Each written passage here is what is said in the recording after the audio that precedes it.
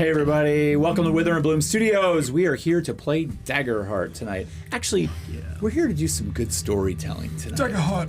That's what it's about. Are you guys ready? Yes. I'm excited. We do have some announcements to get through, and I realized that I did not pull up my chat room yet, so I want to get that going real quick.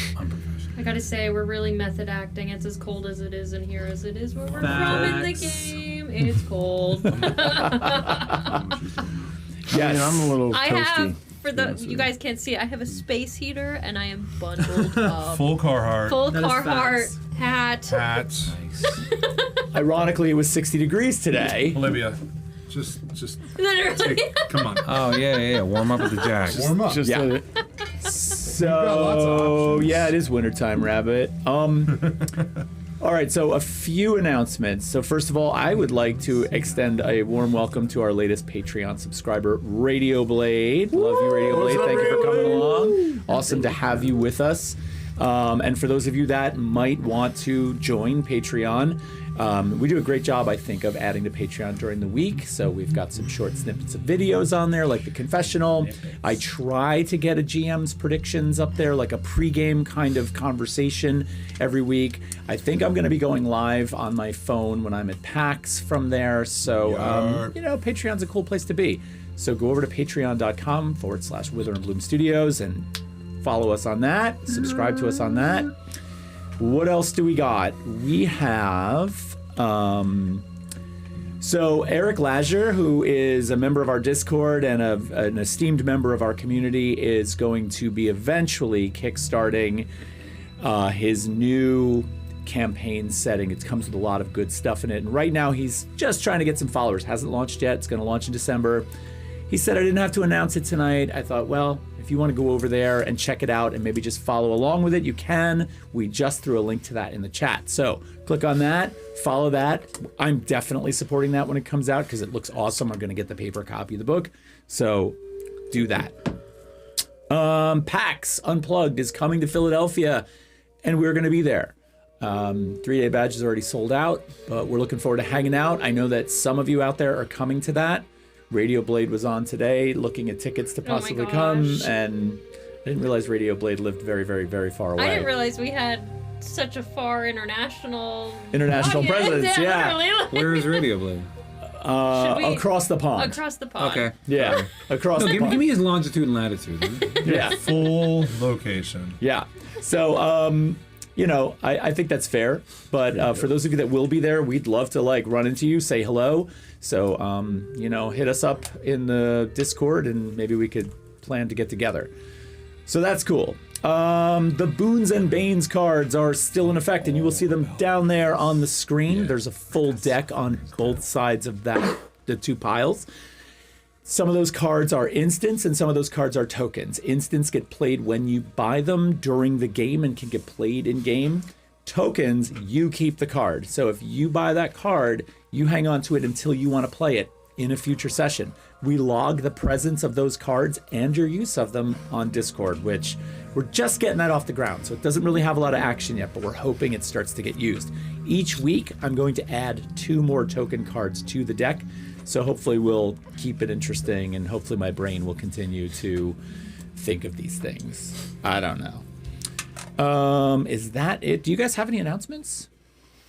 Anything going on? No. I mean, we're doing the stuff in January.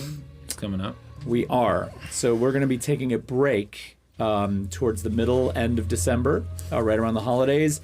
And we are going to be ripping apart the studio and rebuilding it. So we have been having active discussions about that plan, setting dates to work.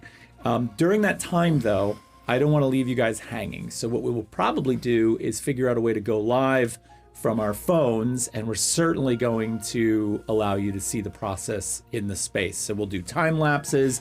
We'll go live to let you see what's going on. We'll talk to you from it. And eventually, once we're done, I'd like to do a video series on the equipment we use to live stream our show, because I think that could be, if you're interested in live streaming your game, it could be helpful. I don't know, but I think it'd be cool to do. So anyway, I see Raven Flight out there. There's Eric. 5 weeks to go, Eric. Nice. I think that's it for us in terms of announcements. We play. We play now. Now we Let's play. do- Now we play Daggerheart. And now to the playing. Yes. My vampire thing. Yeah. So a little recap. It's disappeared for a few weeks. So last week's session saw it began with the tail end of the battle we had 2 sessions ago, where Vicar, or Amelia, went to 0 hit points, decided to avoid death in a very dramatic fashion, though. And I have to say, as an aside, I am really starting to appreciate the avoid death option more. I know we've had beef with it in the past. I know we modified it for our table, but I'm starting to like it. It's cool with the scar. The scar is pretty awesome. Yeah. But also, I think that there is I think that supports the spirit of driving a story forward and being allowed to sort of have agency over your character. I'm okay with it. So, for what it's worth. But you had a death move, and then we went on from there after you sprang up and revived. A lot was sort of figured out in last episode in some ways. We lost Shardanen. We lost Bumbo. Most tragic. So there were 2 tragic deaths in the beginning of last week's episode. That being said, you moved on rather quickly, leaving Kriya behind. Yeah. That's an interesting Thanks, way to guys. put the narrative. Interesting. No, Very it interesting. way to was. put the It was. narrative. Yeah. No. Todd said, split the party, you die. You know, there are consequences for hanging behind. Is all. No, there's consequences for leaving. George people behind. Boswell in the chat. How's it going? Bombo Squisho, so sad. Well, yeah. Would you like the GM's thoughts on that whole Yeah. thing? Yeah, I actually would love the GM's thoughts On that Bombo? whole thing. Or, No, on the Kriya Ah, departure. Yeah, Sure. I love the GM's thoughts. Well, I don't want to, I was interested in that because, we've got Saradwin and Vicar who are, sort of in the throes of the drama of your potential death and you springing back up, and then you have this memory fragment, this moment, right? And there is now this suspicion that Asheron Frost was perhaps farming or harboring children for this destruction. And you were all so offended by this absolute treachery. And how could he do that to children? And meanwhile, the member of your own party is in fact a child, which you decided to say, fuck you, we're leaving you behind. Yeah, that kind of really, yeah. Well, that's ignoring the past of I think running we kind of away. just like I've fucked never run around away. Okay, too much, So, and we moved on. I mean, I get it. Listen, at any table, we want the most from our players, right? But I kind of think that maybe we should think about what our players' roles are. But that's me. She's a child, but she's also ghosts. We don't know what her deal is. That's true. Maybe try to find out. That's true. Listen, don't get me wrong. Slow There's roll. plenty Okay. of Slow children roll. out there that I would leave behind in the cave too, right? But Wow. Wow. no offense. Was the hand direction? Wasn't really a gesture towards. Wow. Anyway. So anyway, what wound up happening was you traveled on, right? You did take a rest, and then you wound up in the town of Furpost, which had collapsed into the abyss. It is still mostly intact. And the first house that you came across, you went inside to explore, and all of a sudden you saw a face outside the window. Once you went outside to find out who that was, you found a female dwarf named Nerabaran, who kind of got a little warmed up to you, came inside, you all had a conversation, you found out what her objective was. Her kids have both been taken and she's looking for them. Vicar, you went upstairs to explore the upstairs of the house, and the rest of you sort of stayed downstairs exploring, and then this conversation took place. Now, one thing I have to say from last week that I really enjoyed was Vicar and Indexor's conversation that started, and we kind of tried to break scene to give a little rhythm to the story, and I want to pick up on that note now. But what we did end with was Nerabaran, the dwarf woman, after a conversation with Thistlean, pickpocketed you, took the key to Orogrill from you, and vanished. And so she told you never lie to her again. And we don't know what's happening. And the rest of you don't know She what's happening. Disappeared. So I think we're going to pick up. If we're gonna pick up, can we do that? The last thing I had said was, can I roll to see if my sister is behaving differently? Did we Or out resolve of that? character? No, What, did you roll? I don't think so. No, if I don't think you I don't did, remember but I the number. texted you my answer. Yes, you did. Okay. Yeah. Do Why need don't me to you? text it to you Let me again, roll or- for it. Why don't you make that roll? All right, starting with a roll. Hell Yeah. And it's yeah. gonna be Here with comes the fear. fear. No, it's gonna be with hope. Don't do that. That's crazy. Don't do All that. negative is a mode. Sarah that. Dwayne, did you Doesn't text help. that to me or did you Discord it? Discord. Well, listen. Only Die bad. comes out. Listen, it is with fear. I'm not Yeah, gonna of course it's with fear. It's always with fear. really good roll. What's the attribute I'm using, Todd? I'm going to leave that up to you. Agility. No kidding. Yeah, use agility. That'd be great. I would like to use knowledge because I'm recalling the history of me and my sister's interactions. Fantastic. That's going to be a 22 with fear. 22 with fear. I would say it seems to you as if Saradwin is being 100% genuine. It feels authentic to you.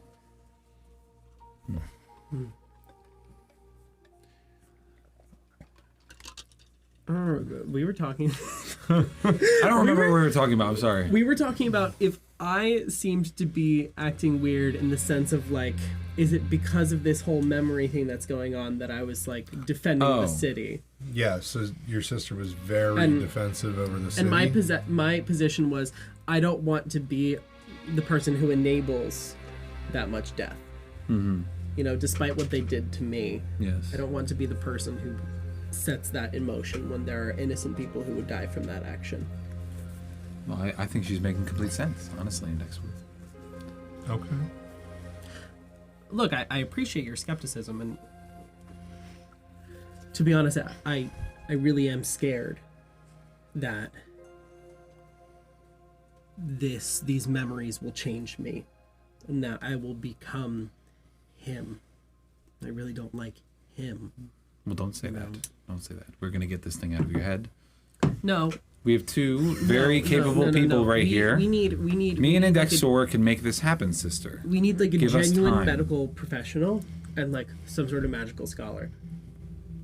Well, you are disregarding, frankly, the years of medical operations I've done on animals, specifically venomous animals. I know my way around a syringe and a knife. And what do you know about all this, Mr. Bookman? It's So- like they said that this can't be removed or I will die. Well, that's exactly what On they'd the want to spot. say if they didn't want someone to remove it. But you're well versed. I don't think I would have enough knowledge about these people. When we first encountered them, we talked about me having a basic knowledge of them, but that's about it, right? How about any sort of I'm sort of calling on your general knowledge of magical body augmentation or whatever the fuck, any like weird magical things that would give backing to this claim. Can we put a roll behind it? And just I see would what say that if happens? you wanted to make a knowledge roll, because I think the difference between maybe knowing the Molvok people, and also knowing this procedure could be two separate things. Okay. Fucking hell. Hey, Whoa. whoa. Whoa. It You're sounds wrong. like a fear roll. I can you- smell it. Yeah, you're wrong. Okay, put it back. Oh, I should have used my experience, but it's a 22 with hope. Woo. Nice. oh. Isn't that exactly what you rolled, but with Wow. fear? Yeah. 21 or 22. That much. was a bet in the. Thank you, Yeah. Olivia. You got it. You're so welcome. Yeah. So, So at 22, I'm going to say that somewhere in your memory, given your vast amount of research and also your interest in magic as you began to learn magic from your mentor, that there would be a little bit of knowledge in there about this procedure. Now, not enough to necessarily call yourself a surgeon, because I'm not sure that many people have that at all, but it is something you're familiar with. Now, what are you looking to do with that knowledge right now? if I know a little bit, so you're saying I would have a little bit of knowledge of this? I'd say you'd have Procedure a little thing that more they than a little. did? A little Okay. more than a little. So, with any knowledge that I've gained of this shrift of flesh, is there any research out there about it being removed or reversed? Well, first of all, the shrift itself is the actual act of penance, right? Of a sort of, not penance because it's not something you give to yourself, it's forced, right? So that's the act of saying, this is how you pay for what you've done. The borrowed flesh part is the name of this sort of this Ritual procedure thing. that you witnessed. Okay.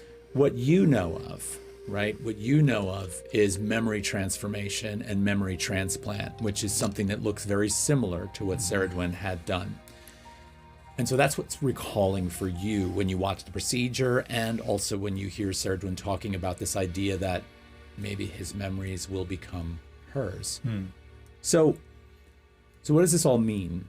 Oftentimes this procedure is used to remove a series of memories from someone or to implant a series of memories in someone. So that's the first thing, right? 2 is, she's right.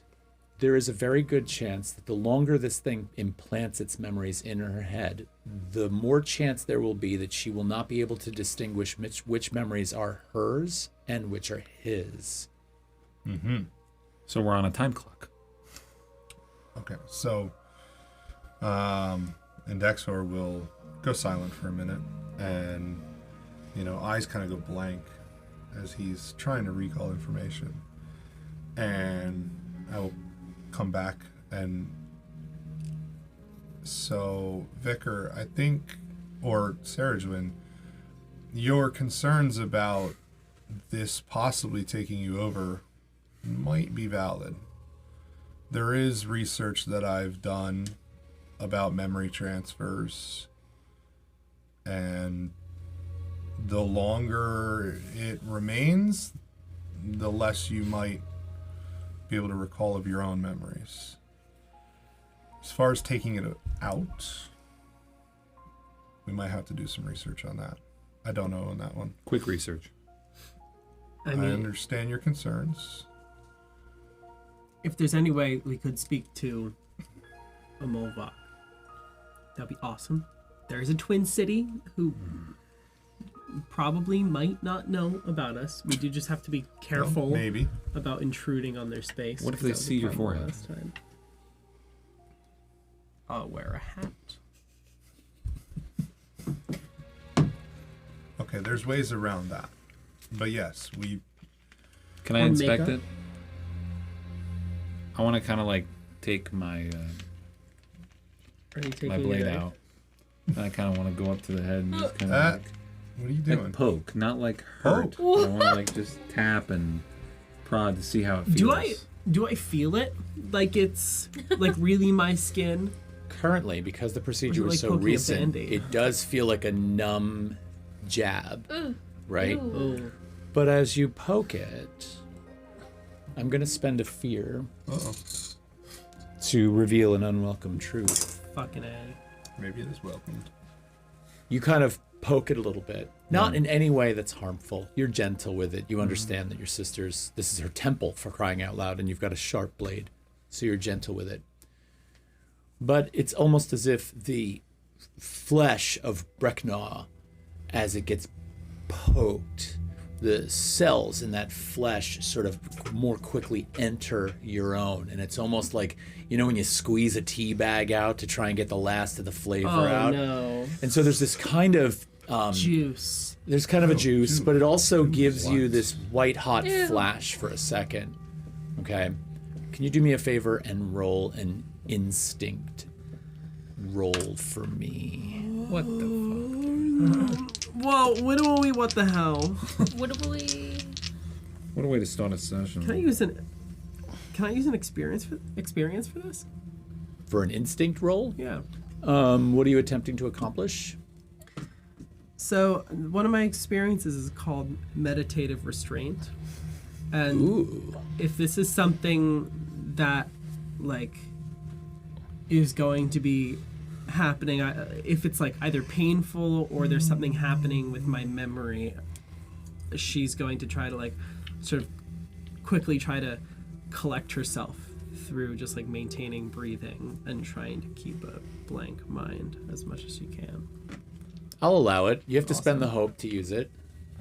I'm gonna borrow your pencil. Yeah, okay. I'm gonna borrow your pencil.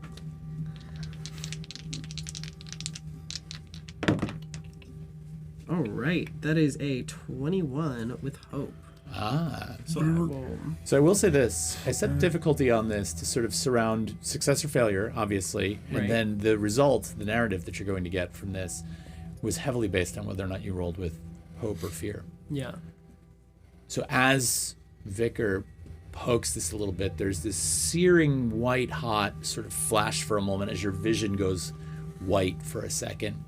And it's filled in with you standing inside of this carved stone cavern. And all of a sudden, you're running. And there's this carved stone flight of stairs that's going up. And you're running up this flight of stairs quickly. Your hand grabbing handholds on the sides of the walls as you go, almost like there's a banister there to help you pull up. It is steep, it is dark, but you can see. And then all of a sudden, in front of you, there's a door. And you see your hand reach out.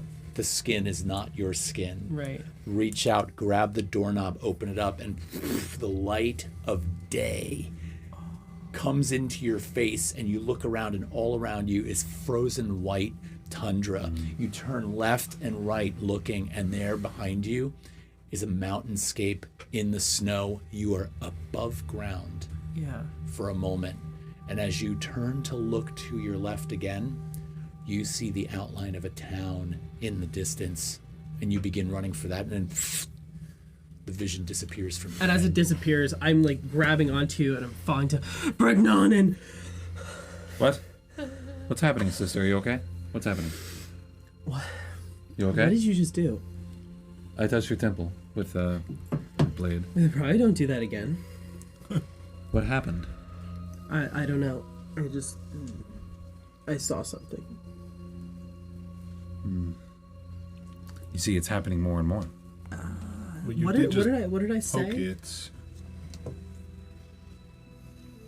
We need time to research this. Okay. Do you you can't talk it, can you? Yeah, this I can't talk about. Right? So what I was going to have you do, since you recently had a long rest, is I'd like you to roll a percentile die. Yo. Here's what I'm going to have you do on that percentile die. We're going to make these checks regularly, Yeah. and each time you roll above 51, We haven't had a long rest. We did. you We did. had a short rest. No, we had a long rest, I'm pretty sure. We only had a short rest? Yeah, we had a short rest. It was a short rest, I think. We didn't long rest yet. That's true. For the was sake just of a short continuity, one. I'll let you make the roll anyway. Sure. Every time you roll above a 51, when I ask you to make this check, you are going to have a little bit more of a capability of expressing these things. However, it comes at a price. And I won't tell you what that is until it Oh happens. boy. Okay. Well, I'm in luck. That's a 29. 29. So as you begin to try and express these thoughts you're having of the memories, Yeah. you have the familiar sort of bottling up. They disappear. They fog over. You almost lose the words. It's like, when you go to say a thing and then you forget what you were about to say. I have that more than you do probably, but you get the idea. Yeah. You and me both. This is just We need time. We know that you can't tell us what you see. yeah. Have we tried writing it down? We did, didn't we? You asked if they could draw it. I can't Draw it, and it's just this like blank. can't You can't do it. communicate it in any way other than the yes or no questions. But Okay. Which we didn't do well with. No, we just- did. I mean, it's all too much. It's all too much. I just want to Okay. get walking. hey, this is new. Let's get moving. This is Get new. moving. We're gonna figure this out. Well, let's go see how it's going with the dwarf woman. Yeah, We that asshole. Maybe we can ask her to Maybe. get some information for us. She's gone. That sounds cool. we go back in the other We don't room. know that. I know. We're going back in the other room. Okay. You head back into the other room. You see Thistlean. You see Kriya. I'm sitting on the floor with Furball, and I'm like finishing like fastening the leather cap that I made, and I'm making sure that the ears fit through Stick it. out. Yeah. That's Okay. cute. Where is she? Oh, she left. She left. Why Where'd did she do go? that? She didn't want to wait for us anymore and lost interest and left. Said she had things to do. Okay. Oh. Well, what do we do? Should we take a longer rest here and I get mean, moving after? This is sort of a safe-ish spot. she's been staying here, Yeah. I assume. Are we still attempting to get back to the hot air balloon on time? The hot air balloon's gone. We've already missed that time slot. Okay. We missed that time slot, and When we the were rest in of that jail? town is. Yeah. Well, then we Probably might as down well here now. rest because So we're in a rush. By the way, Well- Bombo. Oh no. Bombo did mention that they were trying to find a way out on what was it, the west side? Yes, they were heading towards the west. Well, Yeah. they were trying to continue the map. Or I was it think, to the south? west. I don't remember. Bombo. But they mentioned a way out that direction. So not all hope is lost, but let's try to keep some motion on Okay, if what we're trying to we solve down here. When we came to this house, there were others past this one. Yes, Oh, there's a number Other- of buildings here. this is Yeah, quite a very few. obviously a town. It was just Yeah. happened to be the first one, right? Yeah. You've come across several at this point, but this is the one that seems to be either most intact or maybe it was the largest at the time it fell, and this is the best number of buildings you've seen survive that fall. Well, So should we look around town a little bit? I'm all for taking a long rest here in this town, but Yeah. maybe it's beneficial for us to perhaps explore some other houses. That's true. What would I mean? This isn't super far from our original start location. Would I know if whatever this place is for Furpost? Did Furpost have a library or a research facility or? So you would know Furpost. And one thing you know about Furpost that anybody who's spent enough time in the northern Afari region knows about Furpost is that's the place you go to find magical supplies. It is the type of place you go to deal with All giddy. casters and the bizarre. It's a strange town. Yes. Yes. Let's look around. So I take it you're interested in. So supposedly this town might have some beneficial things to us if it hasn't been combed through already. We don't know if these demon entities are taking stuff Hey, wait, or just people. Do you know if there's a library here? There definitely would have been. Or at least there would have been shops that would have held books of all kinds for different histories, different types of grimoires. Yeah. Romance novels? Definitely a romance novel or two. If you're gonna go try to find books, I'd go with you. I'd also go with you. Okay, let's. What say you, child? What say you, child? I was just gonna ask. Maybe there's a hot cross bun Wow. out there somewhere for you. Maybe a lollipop. Just maybe. I don't look at be nice. Sarah Dwayne. Okay. Maybe be nice. We might find some food, or What do you want to do? Perhaps a Supplies. treat for your little one. Yeah. A little like under the chin. Okay. Will you Wait. join us? let's look around. Let's do. Let's not. Okay. Let's do. Okay. So you exit the house that you're in and you begin to sort of pick your way through some of the rubble, climbing up and over. There are several buildings that are in your immediate vicinity. The first one of which does look like it used to be some kind of shop of sorts. It sits at about a 45-degree angle. A good portion of the lower corner is just smashed into the ground. But a lot of the rest of the building is intact. Many of the windows upstairs as you approach are clearly broken. Can I go up to one of the windows and just peer in? Sure, you can. I can send a little light in. So the windows are broken, and I'm not sure. Do you have a sense of smell? Probably not. I must say no. No. Okay. So you peer in the window, and the walls in this space, this is clearly some kind of shop. The walls in this space are covered with shelves. There are 2 counters that appear to have slid across the room and have smashed into the wall. And all across the floor is broken glass. But it looks like the type of broken glass from potion bottles and vials. And there's liquid everywhere. It looks like it hasn't even dried up yet. Some of it is thick and viscous. Some of it is like milky in color. Others are, pooling and coagulating in corners, glowing gently as if chemicals mixed that shouldn't have. But there are other things in there that look like they might be intact, that look like they survived the fall. I'm so tempted to push this button. Uh-oh. Is there another window on the same wall that Dexter is looking through? Yeah, just on the opposite side of the door. There's a central door, and the space opens up inside. Window on either side. Thistlean would like to go to the other one and kind of stick their head in and give a little bit of a sniff. You immediately have this tingling sensation in your nose, a slight burning of sorts, not like the sulfur and brimstone that you're used to down here.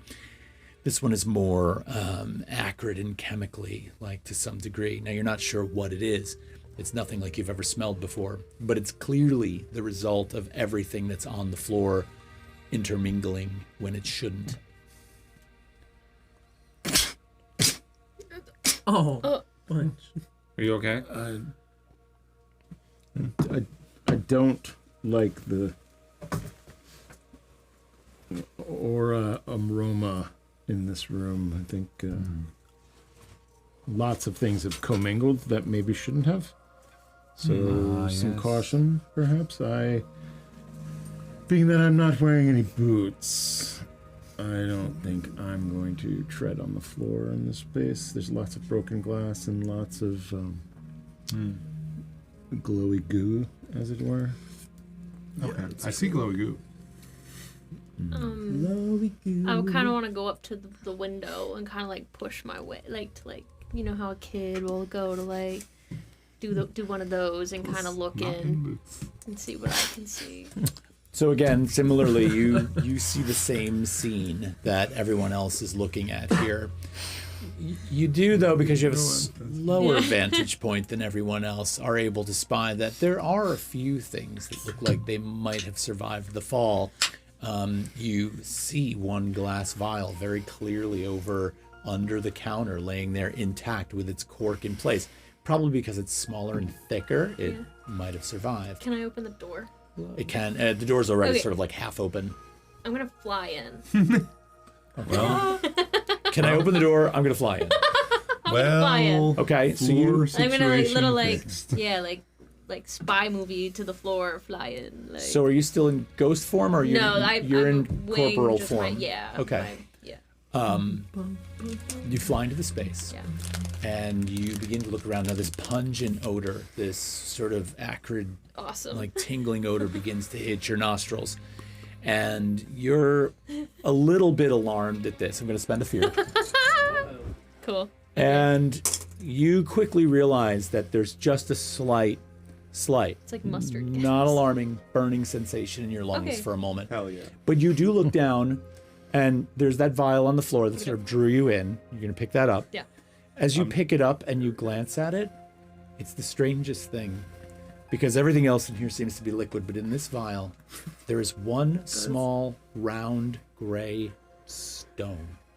Nothing glowing, nothing vibrating, nothing golden or shiny, just a dead gray stone. You grab that. Yeah. I'm going to ask you to make a roll for me. Well, there goes the kid. I'm looking through the window. I'm just gonna be like, books. Pure magic Any damage. books? You do spot on the left-hand side a whole section of books. They have slid out off the bottom of the shelf. They're not laying in the liquid, but they are sort of scattered about in a drier area because it's up high. So yes, there are books in there. I'm trying to decide what roll we're going to make. I think it's going to be... Wow. I see the books. I'm going to go in the door. Like a sense, like More like I instinct? want you to sort of have a... What would be the roll here? Like I always get confused. I don't know I'm what trying you're to think of looking a for. constitution type roll. Like Oh. what would we roll for if we were in D&D? This would be a constitution roll because I want your general physical makeup. Strength. So strength would Yeah. probably be the most sense, even though I've always separated strength and constitution. That works for me. So let's make a strength roll. Cool. And let's see what happens there. Yeah, Rabbit, I thought instinct too, but I... Oh my god, I crit. 2 No ones. way. 2 Nice! ones plus 2. Shit, crit. Shit crit. 2 ones plus 2. Can we call it that? The Can we shit call crit? it a shit I crit? think you That is labeled really it Yeah. that, no. didn't you? Did I No? label it that? I don't know. remember. Shit crit. Maybe 2 I'll- ones. Shit crit it is. You can. I don't know. I'll take So credit for you it. can erase a It stress sounds and funny. mark a hope. T-shirt. Cool. Well, Are you full? I'm full. Okay. Because we just rested. So you're able to sort of like, you breathe this in, you feel this, but you kind of like take a breath, hold it, and stave off any more exposure to this as you pick up this vial. And you, as you turn instinctively to move towards the door, you can see Indexor peering in. Oh no, I and said I was walking in the door. so Indexor's coming through the door. Is there anything else I might see to pick up? There could be. Can I roll roll for roll it? an instinct roll for me? all. And I'm going to run over here to Yeah. Indexor for a second. What You're is not with me going to roll the rolling strength ones? save because you don't have a sense of smell. And so the impact of these things has Go nothing in. on you. But you do make your way over to the books. And one in particular, a lot of these actually, now that you get closer, are sort of soaked. They've been hit by potions and chemicals. It seemed like there was a lot of liquid in this place at any one time. Makes sense. But there is a leather-bound, small, personal, leather-bound, nicely detailed book, and it's called The Love Song of Bobabis.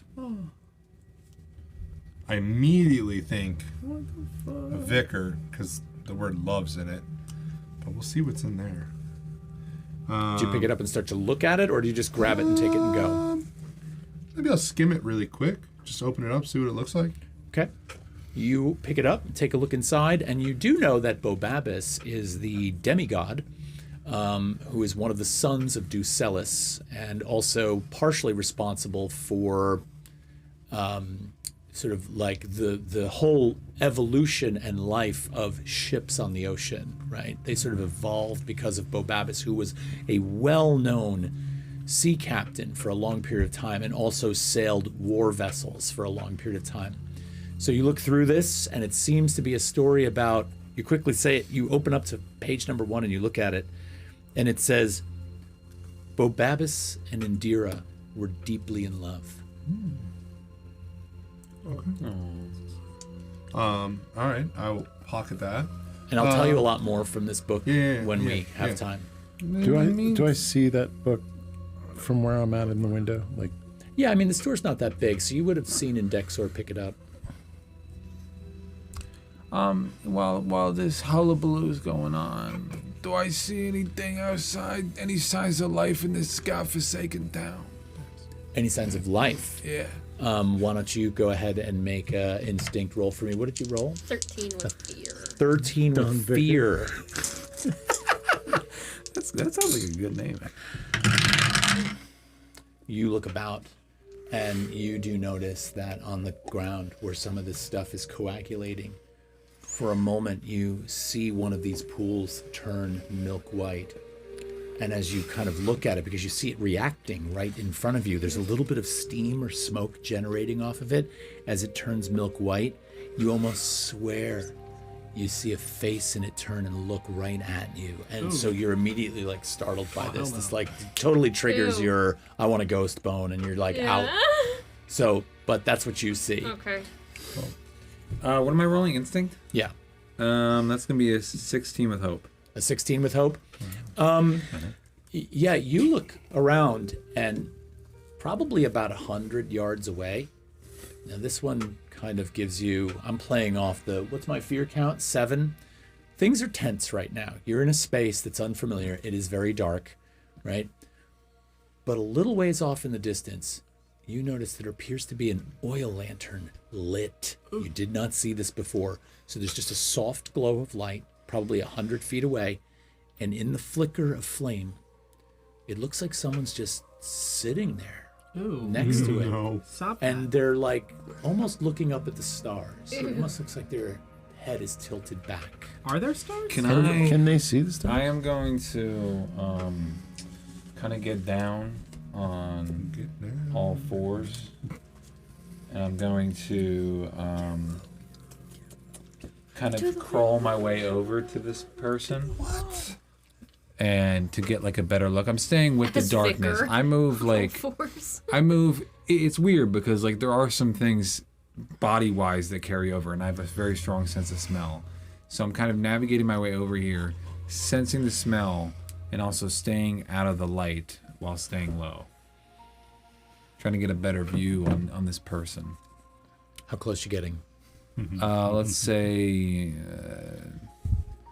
40 feet away right now. 40 feet away? Yeah. So you close that 60 or so feet, carefully moving, looking about, stepping carefully over a lot of the wooden debris that's laying on the ground.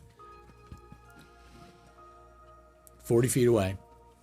Oil lanterns there. It's very dim. There's barely any light. The flame that's coming off of this is so subtle.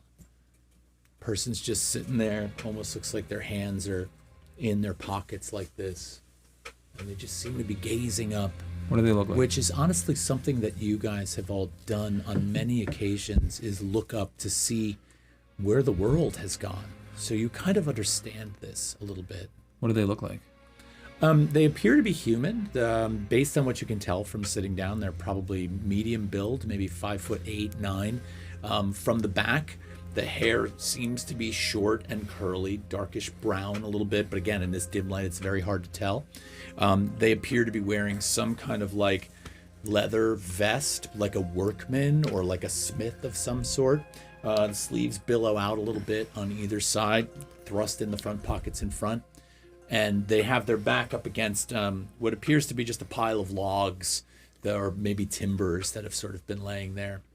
So I have one more precautionary measure I'm going to do before I do something else. But I'm going to take this little pebble on the ground. I'm just going to kind of flick it in their direction. Not to hurt them, but to see if they react. Bitch. Okay. Wow. So I'm trying to like hit their boot or something.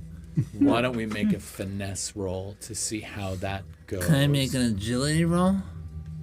Sure. Thanks. When you ask me like that, how can I say no? Wow. Wow. With that's a fear. 22. You can really does. Facts. Thanks. You got it really quickly. 22 with fear. Oh my gosh. Fucking A.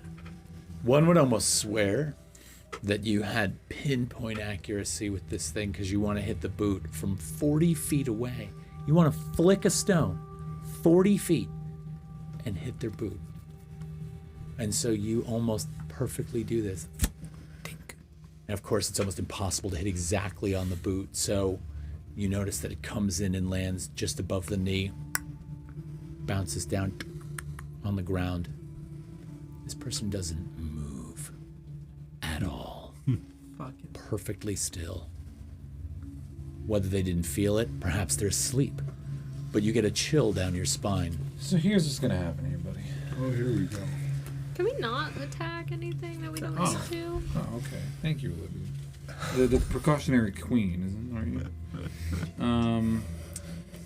I am going to make a spell cast roll. Of course you are. Go for it. I'm down with a spellcast roll. Go for it. I'm going What are to we doing? I'm going to take this potion out of my jacket. I'm like a drug dealer. I have so many vials and potions up in my clothes. Jesus Christ. I take this black one out. I bite the top off. Take a little sip. And as I cough, this like black billowing cloud kind of rolls out. And I want it to like block off like, let's say, 5 feet. I want a 5-foot wall. 5 feet away from this person. I want a wall between me and them. I'm gonna walk up and see if I get anything. So the wall hides you; it conceals Yeah, you. yeah. All right. Visually and sound Audibly? too. No, it doesn't. It's not audibly. So you're sneaking up. Yeah. Okay. Roll finesse roll. You. Oh wait, I feel- need to make a roll for that. I'm Go ahead and make the roll then. It's a spellcast roll of 13. So my spell. Okay. Rabbit, I do like your suggestion for the reaction roll on the highest stat, based on the highest stat. Did you roll like shit? No, it was good actually. That is good. That's a 15 with hope. A 15 with hope. Mark your hope. You're able to cast this, and I'm going to say that on that roll, you move up behind this individual fairly stealthily. You take a look, and as you approach and get closer, you realize that, yeah, they are head back looking up at the stars, but something about the head is a little off. And that's when you realize that their neck is not only, in fact, broken, but the whole front is completely open and missing. And there's something familiar about it for you. Because you also notice that as you sort of glance in horror at this person who met a really unfortunate end, there are scratch marks across the chest, what look to be like either nails, like claws that have like torn at this body. So what appeared to be something very peaceful is actually something rather horrific. There's no white fur around, right? You're looking closer. This Yeah. person's obviously dead. I don't think you have to worry about the smoke wall. Yeah, so I kind of walk through the smoke wall. There is actually some fur on the chair. I'll call it a chair for lack of a better word, but there are boards that are sort of propped up here that look like they might have once been some kind of like a tavern booth, like, or maybe a pew from a church, that are smashed. And as you look, the pelvis of this person clearly was the blunt force mechanism that broke this thing through someone else's strength. And there's small amounts of brown and white tufted fur in this area. Something was enraged. Well, I mean, immediately, Vicar's first reaction, her face just drops. As she starts to feel guilt, she believes that possibly she did this. And she just kind of drops to her knees in front of this person and like puts her hand on them and just, I'm so sorry. See, I lose control sometimes, and I it's not me, it's Melia. She's a monster. And I'm going to kind of try to move this person. Are they movable? They could be moved. They're a little rigid and stiff, but yeah. Is there anything on them in their pockets to anything on them that would give me a sense of who they were? You stick your hand into the pocket of this vest. There is this leather apron on the front with two fairly good sized pockets. You also notice that there are some sewn holsters for probably some kind of tools like hammers. There's none there, but when you stick your hand in the pocket, you also find, oddly, the two of you have found similar things, but there is a small glass jar, and inside the glass jar are 3 black pellets. They look like oblong little pellets, like pills almost. I'm going to take this out and kind of just... They jingle around inside of there. They seem to be hard, almost like stone, maybe a little less so, maybe like a harder bean of sorts. They rattle. They smell like iron, like almost like cast iron would smell. Can I roll like a history check to see if I can recognize this? You could roll a knowledge check if you want I to. would like that. Like that.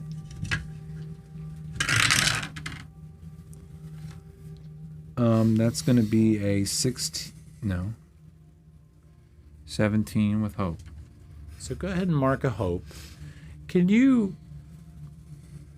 narrate for me a little bit about your mentor, that, you know, or a little bit about, not your mentor, but a little bit about your coming to becoming a lycanthrope. How did this happen? What do you remember? Because it's going to help inform what your discovery is here. So, it's fragments. I don't quite have a full picture, and I couldn't paint one for you if I wanted to, but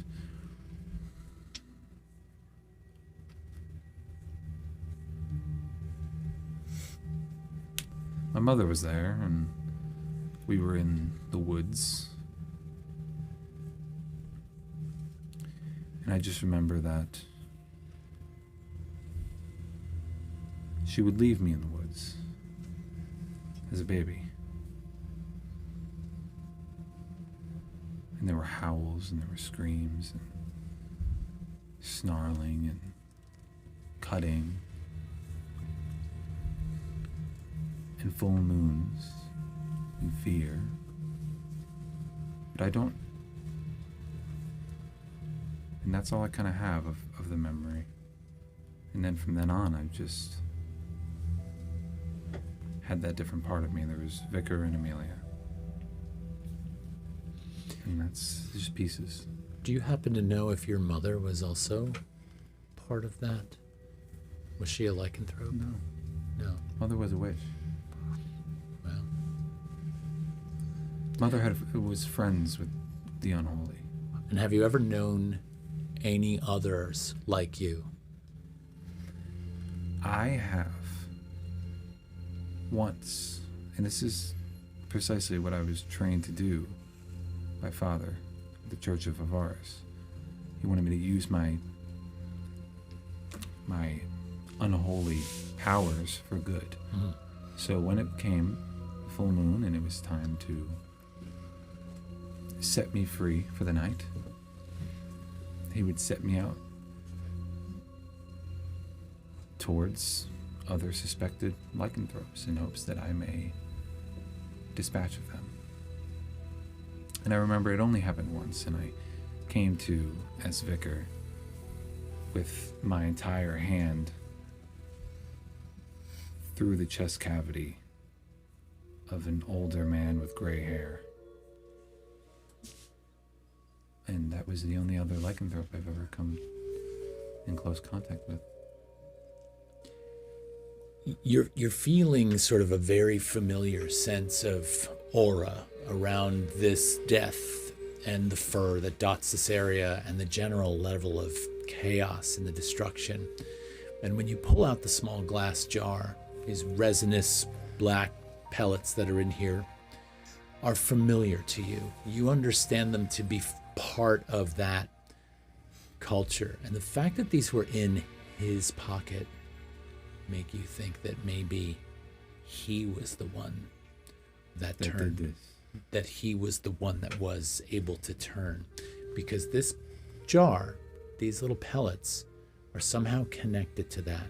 You're not quite sure how, because your familiarity with this world and controlling this world for yourself is a little foreign still. But they do not appear ominous to you. They appear within that aura of familiarity.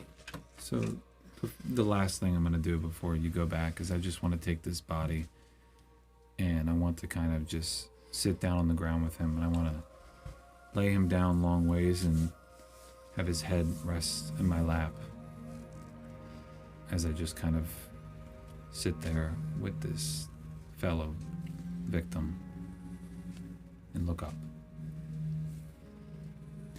And as you gaze up, the blackness of the abyss above you is ever present, as it always has been.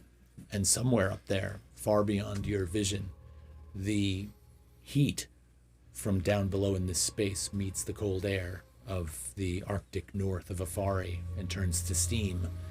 And so you know that even if there are stars up there, which there are, somewhere up there the moon of Dodor is sort of looking down on you. You can't see it. And it can't hurt me. That too. I'm going to spend a fear to end this scene.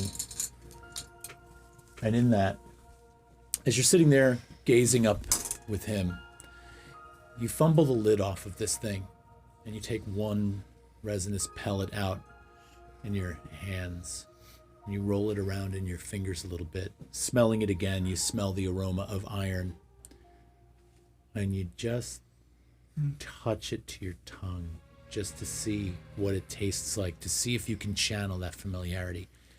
And as you do, momentarily, you feel the tips of your fingers flare, almost as if there's something inside of them that wants to push out of you. Fuck you and fuck that. I know that. Fucking A. It's Amelia knocking on the door. Little pig, let me in. Yes, but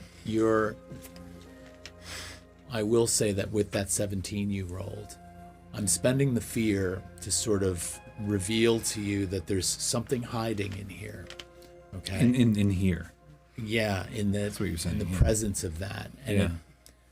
it felt mildly empowering. You're not sure how, but you felt Noted. that. Noted. Okay. Wow. Index source like push the button. I'm terrified.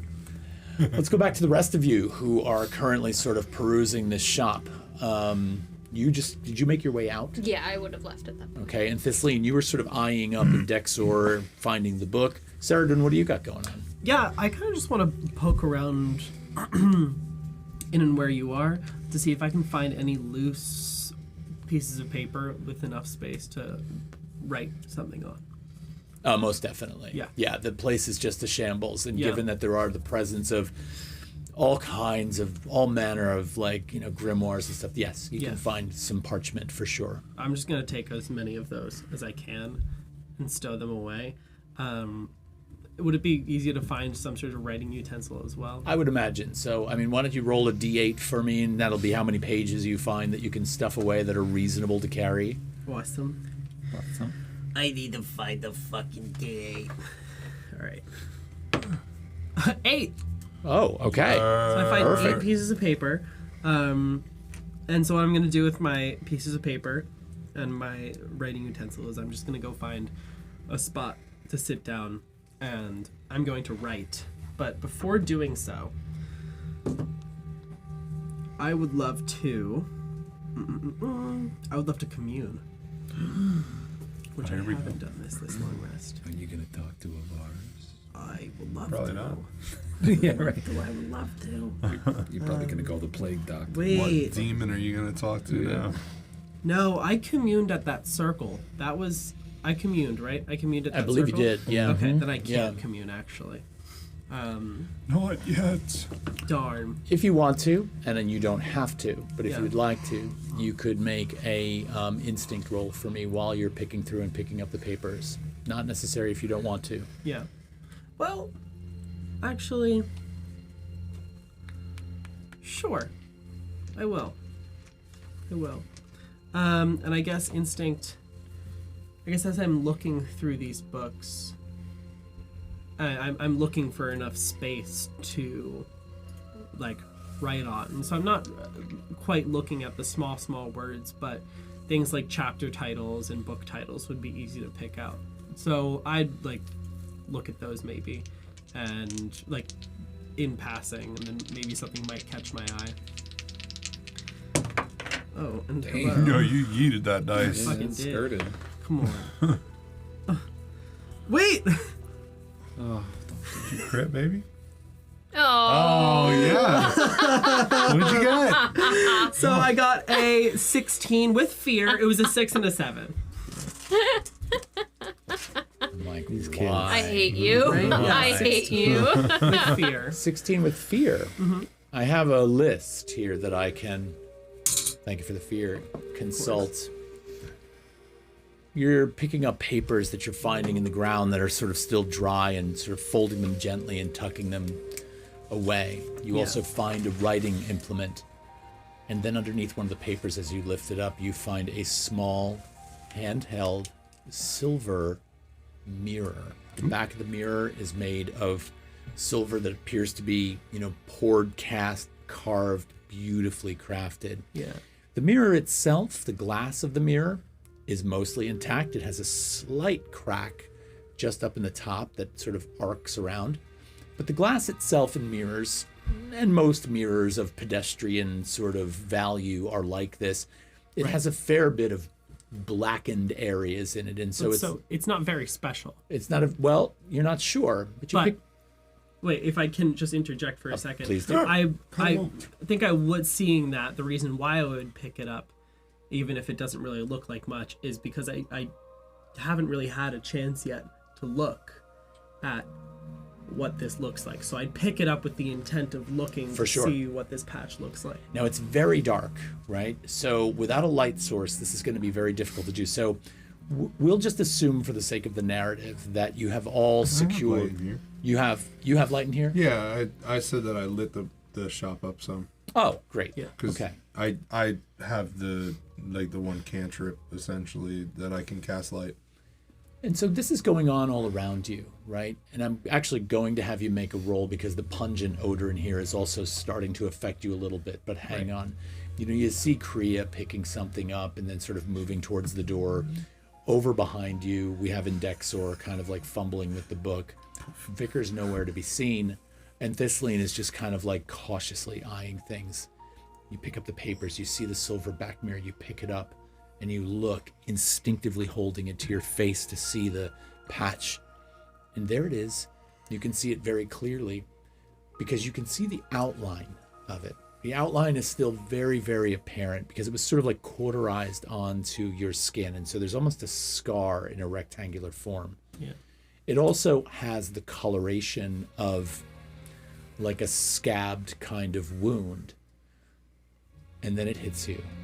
This is when you realize it, and you begin to pull the mirror away to look. But as you look into the mirror, the skin graft, the skin of the Molvok people, is a dark gray, purple color.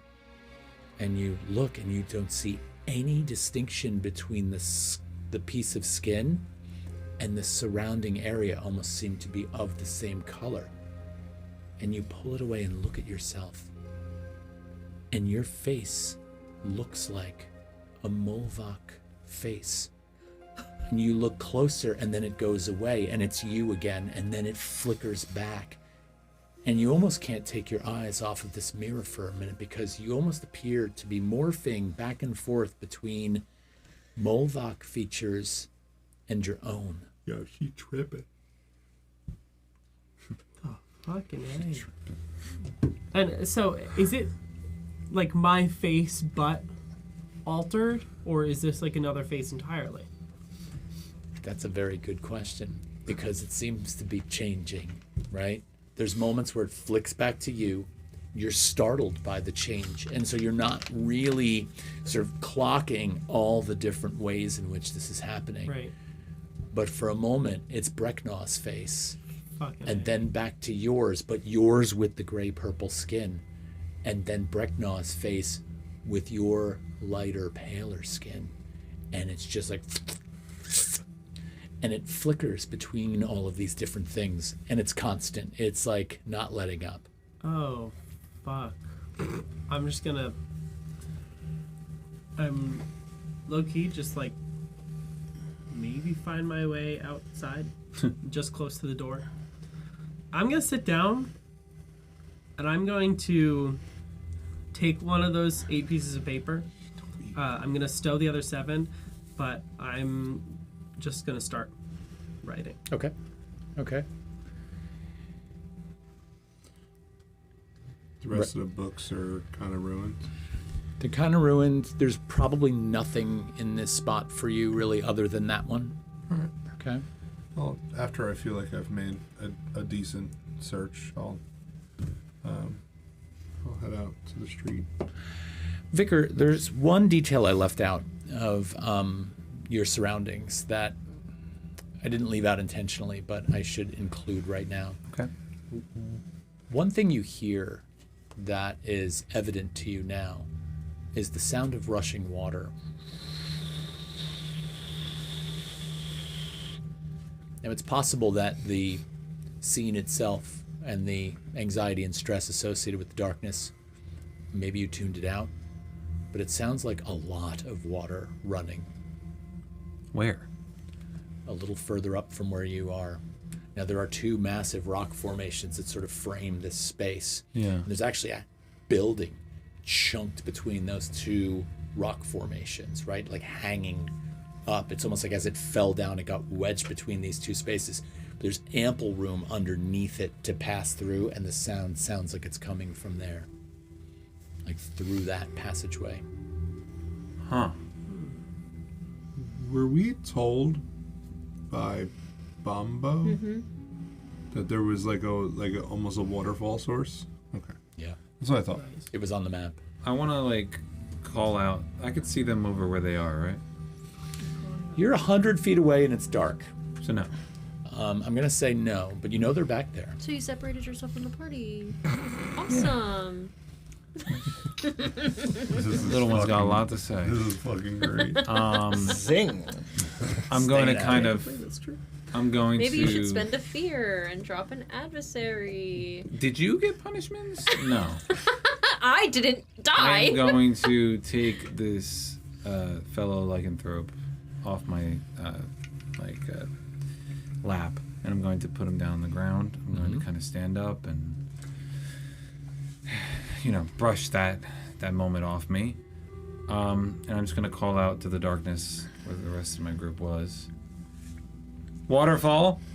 Sounds like waterfall. Water is falling. There is a lot of water. Good one.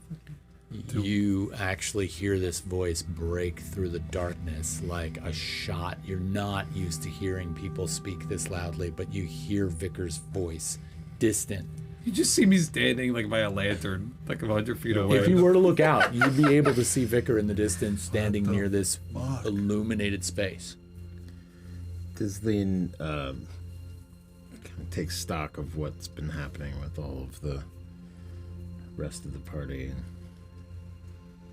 kind of ear perks up when they hear water. Puts a hand on your shoulder. I can't quite tell what's going on with you, but something seems off. What do you mean?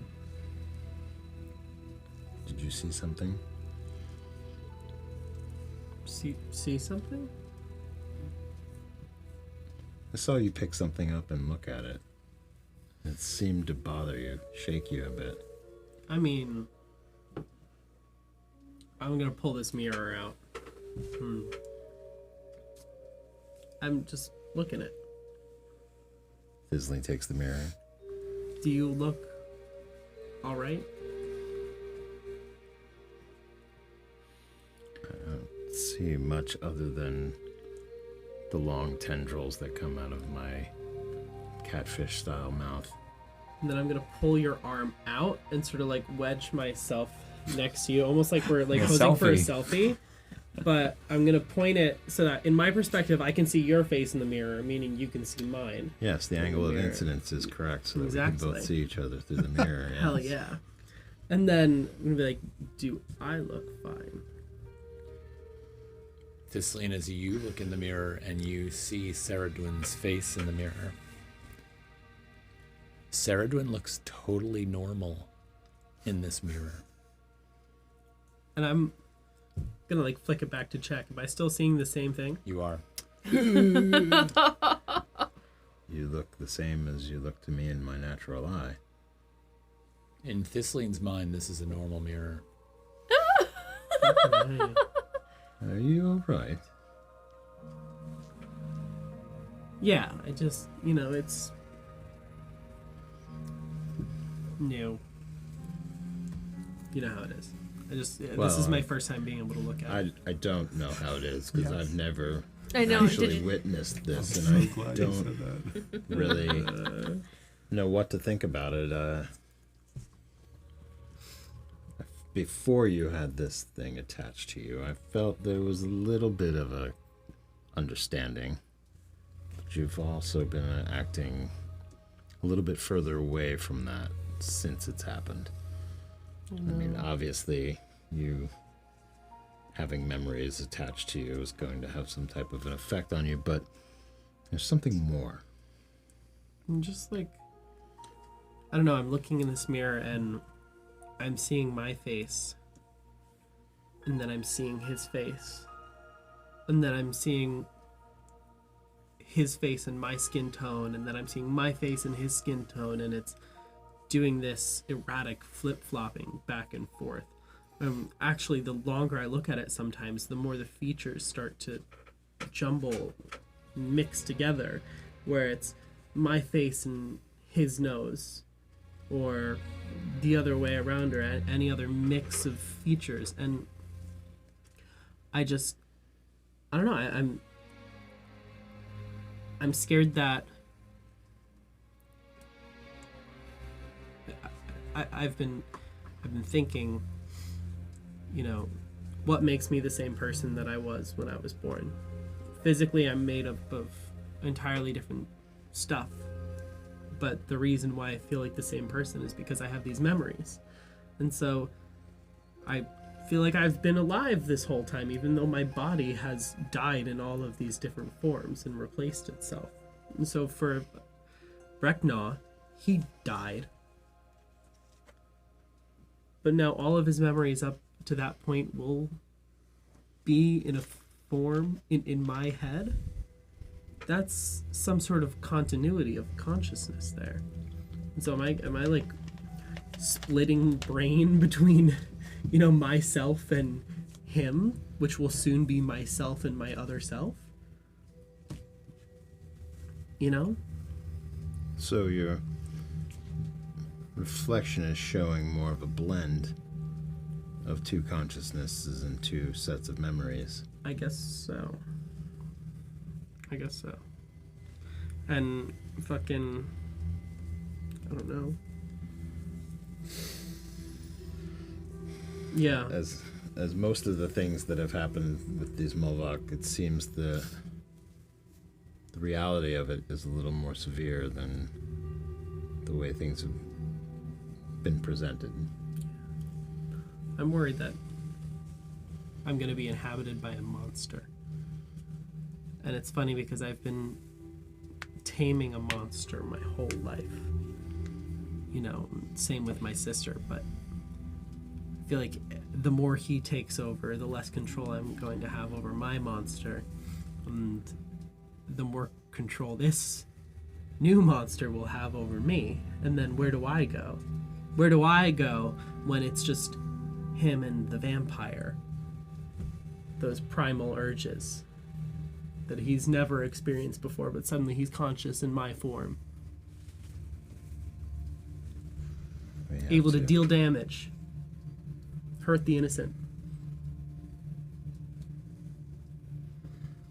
Quite the unforeseen consequence. Can I ask you a favor? Sure. Can I ask you to just keep checking in on me? And, I don't know, I have this feeling that if my control over my vampire self goes first, then Breknaw will soon have the leg up on me. So, obviously keep watching out for if I seem like I'm acting more like a different person, like Breknaw perhaps, but if it seems like I'm losing control over my desires, I need you to tell me, and I need you to give me this. Hold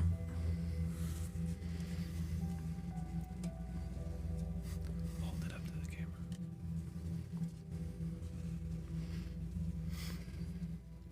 When your hunger is taking over, Yeah. It's a Snickers. Oh, Wow. that was devastating. You're not yourself. Thistlean puts the bundle into their fur, and it disappears. Looks you straight in the eye, and says, I want you to remember something. When the fear starts to creep in and take over, remember that this piece, this shrift of borrowed flesh, is a small piece. you still have the power to execute control over that. And also remember, this is borrowed. This is not permanent. There may be other ways to rectify this. And with that, Thistlean zoomies away towards Zoomies. Vicar To light. because fucking water Facts. is Absolute facts. Thistlean is out. Send her Now, to flee. while they were having that discussion, and she kind of goes towards the water, would there have been time for me to just, dig a nice little grave? Is that crazy? For a full-size human. Yeah. Send in a flea.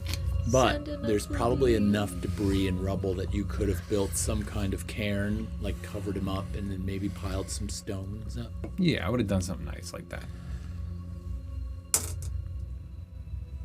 In the distance, you all begin to hear the rhythmic pounding of a distant drum.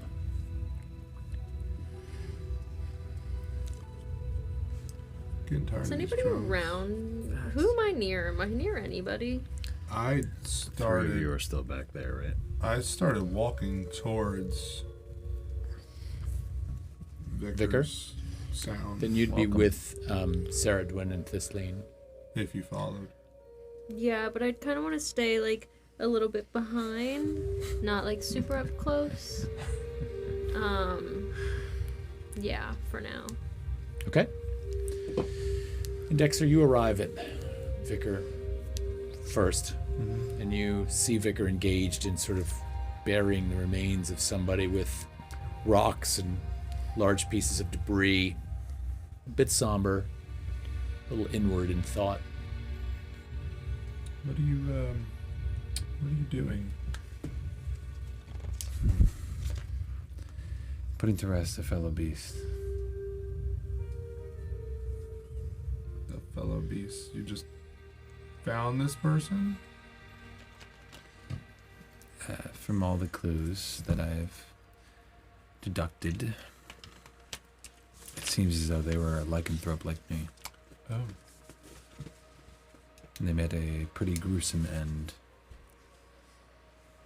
And frankly, in Dexor, it makes me sad. I mean, kind of makes sense. You don't know exactly what happened. Could have been you. At first I thought it was me, but I don't think so.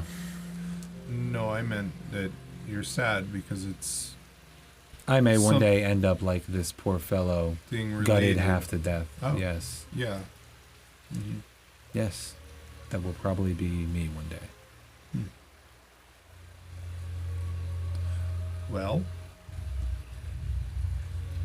let's hope that that's not soon. Wouldn't that be nice? But who knows? Maybe none of us get out of this hole. Yeah, maybe we all die. Let's go to the waterfall in Dexor. Wonderful. Thistlean kind of gallops up just about as this conversation's wrapping up and takes a look at all the rocks and looks to you. And I'll assume that you're in tow and you're not far behind. Correct, Kriya? Mhm. All right. So the five of you make your way towards this massive 3-story building that was once probably in the town of Furpost, precariously wedged between two rocks, some of the debris fallen out of it, laying on the ground. And as you pass underneath it, you can see in the sort of gentle light that sort of emanates from Dexor's cloak what almost appears to be a waterfall on your left-hand side, cascading down the side of the rock face. It is separated from the rock face by quite a distance and almost curves it around it a little bit. Whatever's feeding this thing from above is feeding it from a distance up that you cannot see. It falls from as far away as your vision can see in the darkness. It hits the ground near where you are. It has formed a large pool, and it seems to rush off down towards the north, down the hill into the distant depths of the gash. Thistlean immediately gets in the water. Okay. I am actually with you. I haven't had a proper bathing in a while. Facts. The water is frigid. Absolutely frigid. Now, granted, the temperature down here in the gash is not terrible, and it's, I'll say refreshing for a moment and quickly begins to chill to your bone. Are you in the pool? Are you near the waterfall, or are you near where the water trails off down into the abyss, essentially? Whereabouts are you exactly? Stepped into the waterfall and looked up,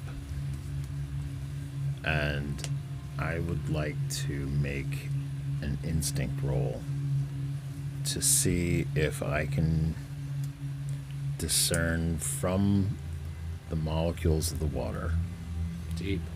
where it has traveled and where it's coming from. Damn. And water I'd like to person over here. use my Seaborn ability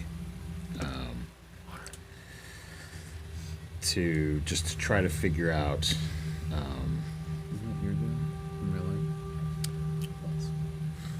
where the source of this water is and try to commune with it.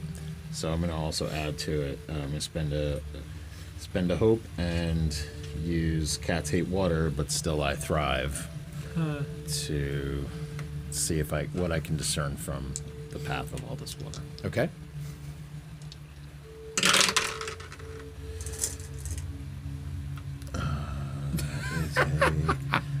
You son of a bitch. I can so smell. That's so fucked You're up. a rat. It really is fucked up, you It's know. so fucked up. So that's a 17. Go ahead, put it in your shell. Oh, And you missed. I guess you don't get it. Bounce out. There, I got You you. got me? Thank you. 17 with fear. You step into this waterfall, and the pressure alone of this water hitting your face as you look up into it tells you that it's falling an incredible distance. It's got a lot of pressure behind it, and it actually stings to some degree as it pushes your ears flat back on your head. You also immediately notice that the water doesn't have a briny sense to it, so you know that this is fresh water and not brackish, which brackish water in these northern regions is common because you're so close to the Pelshaw Abyss. That being said, this almost appears or feels like there's a lake draining into the abyss from up above somewhere. Likely frozen over, and so you're getting the bottom of this lake, which, while not frozen, is still incredibly cold. And then with that, two things happen. One, smack, you get hit in the face with a fish. That's what I It just ask. hits you dead in the face. Oh my god. And as you sort of shake for a second from the impact and surprise of that, you glance to your left momentarily, and you see a space behind the waterfall, sizable. You always look behind water. I would Yes. like to move Video towards games. that space. Did I miss that fish completely? It's gone. You want to try and grab it? Yeah. Make an agility roll. Yeah, the fucking cat wants to grab the Make an fish. agility reaction roll. No need for yeah. hope or fear here.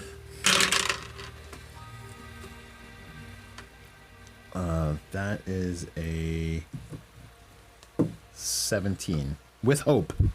Well, it's a know, reaction roll, I so know, hope or I fear know. isn't in play. I know, but I was just trying to put it out there. Your casting that Qatari skill. instincts and your sort of high familiarity with the sea, your head glances left as you look behind the waterfall, and your right claw ringed paw just grabs this thing instinctively. And this is like an 18-inch like steelhead. It's Hell just yeah. massive. And you've got that thing in your paw, and you just kind of like disappear behind the waterfall. You all may have seen that because you, first of all, were shocked at the fact that Thistlean moved into the waterfall. You see her hand come out and grab this, what appears to be a fish, and then she vanishes behind the waterfall. I want to go. You all hear a thud as I take the tail of the fish and rack the fish against the stone wall. You know what this reminds me of? Now we wish to catch a fish. Oh my god. It's please keep going. Juicy sweet. Juicy sweet.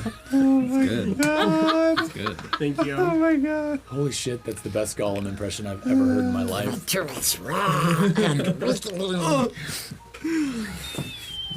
It's devolving. I love it. Don't think for a second Thistlean's not thinking about just tearing into this thing. I'm gonna fully admit, and I'm like enormously connected to the Lord of the Rings, and it never occurred to me when I just made that happen that that's where this would go. But I'm so glad. I'm so glad it did. Always count on that one. Duh.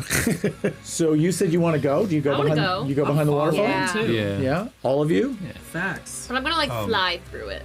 Okay. So you fly through the waterfall. It of course is going to soak you, and the Great. water is frigid, so you I feel kind of like cover for wall the best I can when I go Okay. under.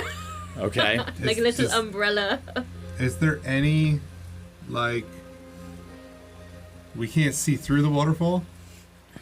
Is there any, like, side location that we could kind of glance through? Yes, you're actually able to move outside the range of the waterfall and look around, and from behind you can sort of see in there. It's very hard to see, but your instincts, you didn't really want to get wet. No. So you found the ability to sort of see past it. It's difficult though.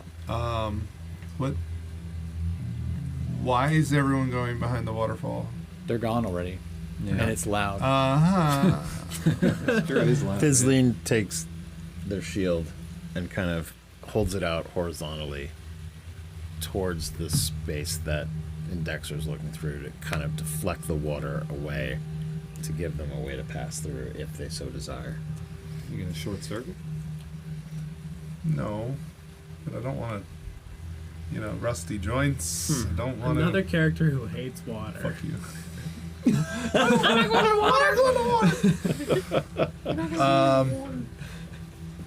Well, if I can kind of see a path, behind the waterfall, I'm gonna use my dimension door ability, Okay. which I have to roll for. So I'm pretty sure it's just a spellcast roll. Give me a sec. So many cards. Spellcast roll. Oh yeah. 15 plus. It's a 19 with hope. 19 with Nice. hope. Go So, ahead and mark your hope. Solid.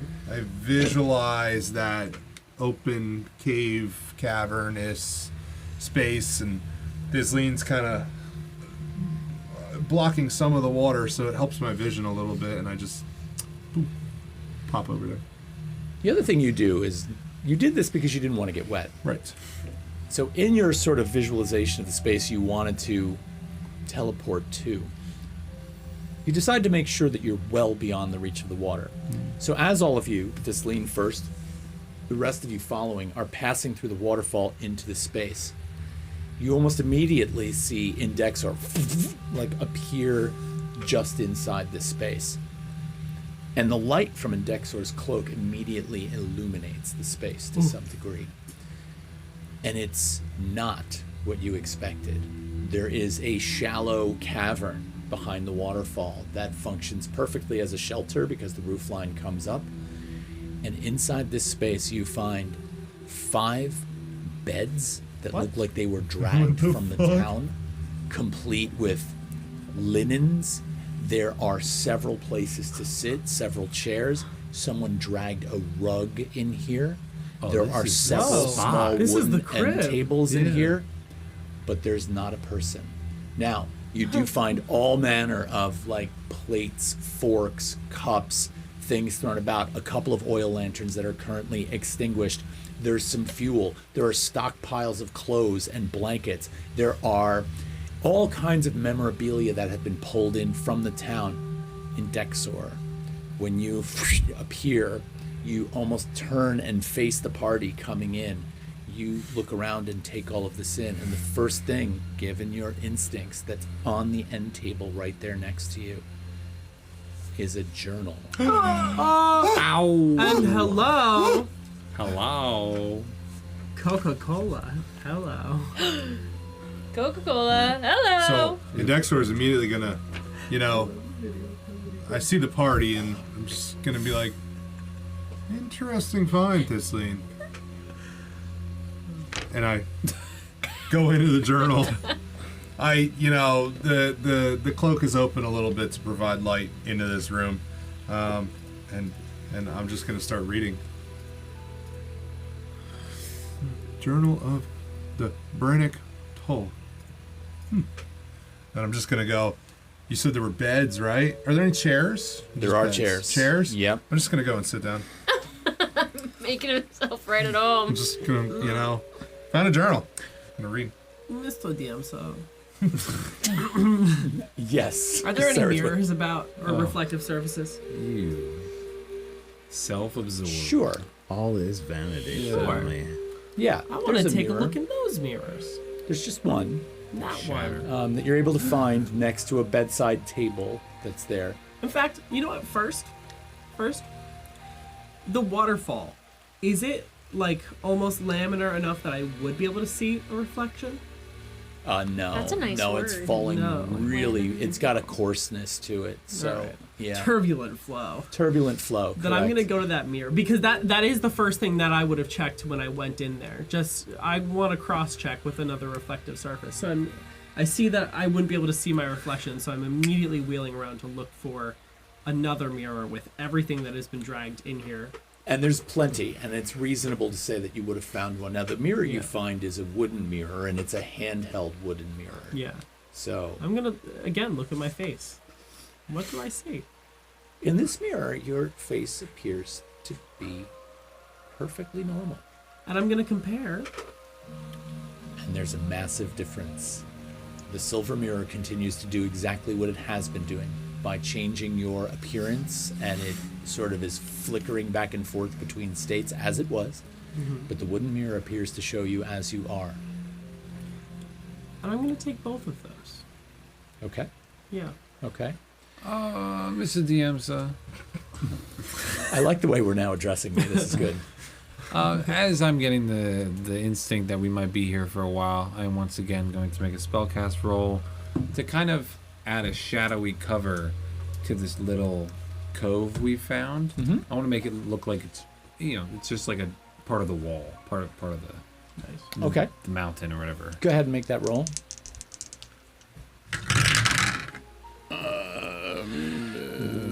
GM, sir. He's Fear Daddy. Is there any other passages or doors or anything? It's just a This hollow. is just a hollow alcove behind the cave, or I should say behind the behind the waterfall. waterfall. And on that note, we're going to go to break. And so, for those of you that are watching, number one, thank you for watching, and we love having you here. If you haven't followed us yet, please do that. We're going to be gone for break for about 15 minutes. We got some cool stuff to show you. If you haven't been here before, don't worry. We won't leave you hanging with a blank screen. We'll be back in like 15 or 20. I think we're going to go finish up that Chinese food we got tonight, and then we'll pop back in here. Like So, the stream while we're gone. More people will see it on their feed. yes, Like the that would be stream. awesome. We will see you in a little bit.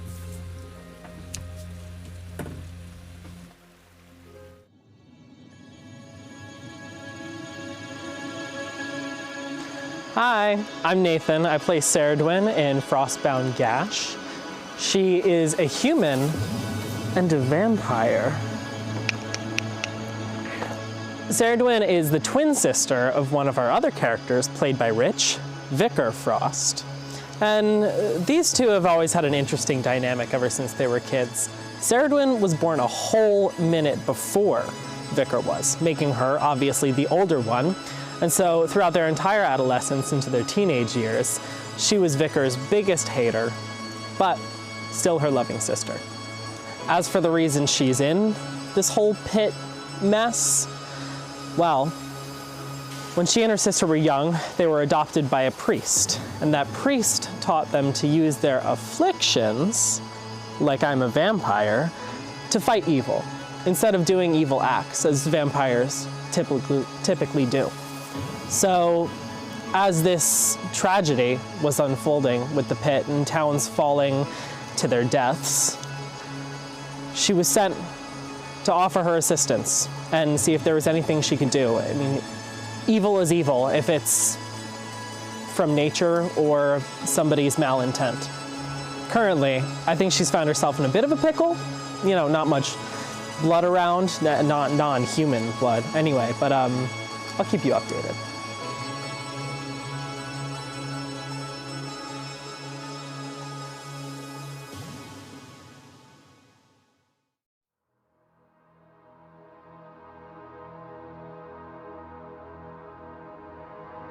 Hi, my name is Rich, and I'm playing Vicar Frost. Vicar is a tallish human woman who is a poisoner assassin. So she grew up in the Church of Avaris. She was raised by the head priest. After she was orphaned, mysteriously, that's a little bit of a checkered past. She doesn't remember it too much, but some stuff happened with her mother, and she doesn't remember that part of her life. So she grew up in the church, and they taught her to use some of her unholy origins for good. So she became trained to dispatch certain types of vampires and werewolves using her own abilities. And she is bookish. She loves to study on poisons, pollutions, and different ways she can dispatch her foes. And she's a little awkward. She's a little bit blunt. And I love her very much. So yeah, that's Vicar, and I'm Rich. Bye.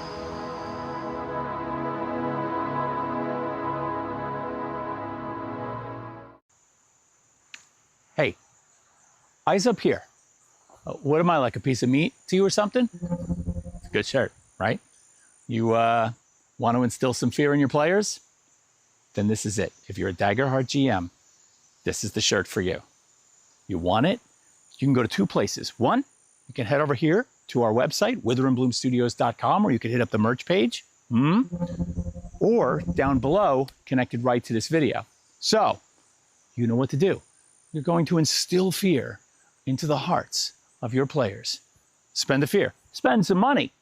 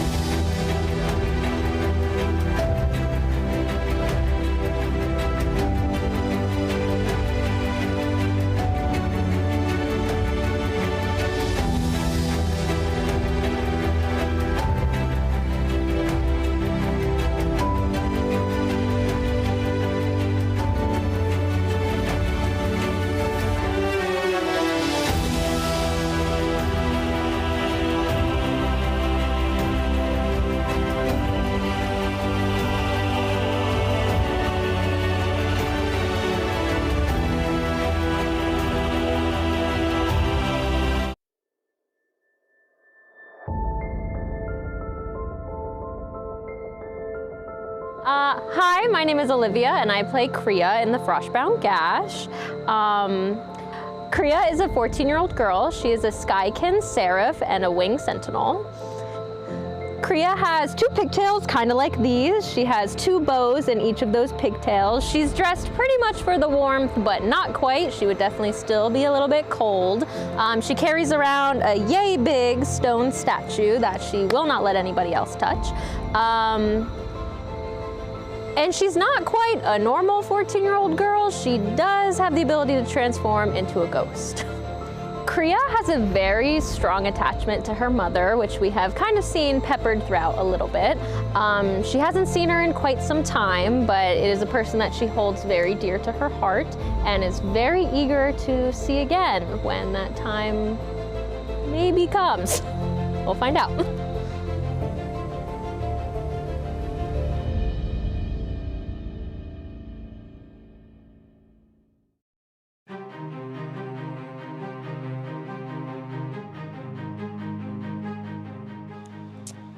Hey there. My name's Garrett, and I play Indexor in this new campaign, the Frostbound Gash. So I'm going to paint you a little picture of some backstory of Indexor. My eyes open, and this is the first time that I've essentially seen light that I can remember. Off to the side, there's a large crate with some packaging, you know, materials, cardboard, whatever. And this is the first thing I remember. My name's Indexor. I've been programmed to perform tasks at a local library. The name of the library is located in the town of Amakora, city of Amakora. It's the Harbor Light Lexicon. I've been trained to record, transfer data from books, and I'm also learning slightly how to do magic from the professor that's teaching me, Edwin Scribblewick. And, you know, that's what I basically remember. And, you know, that's a little snippet. You will learn more about Indexor as this campaign continues.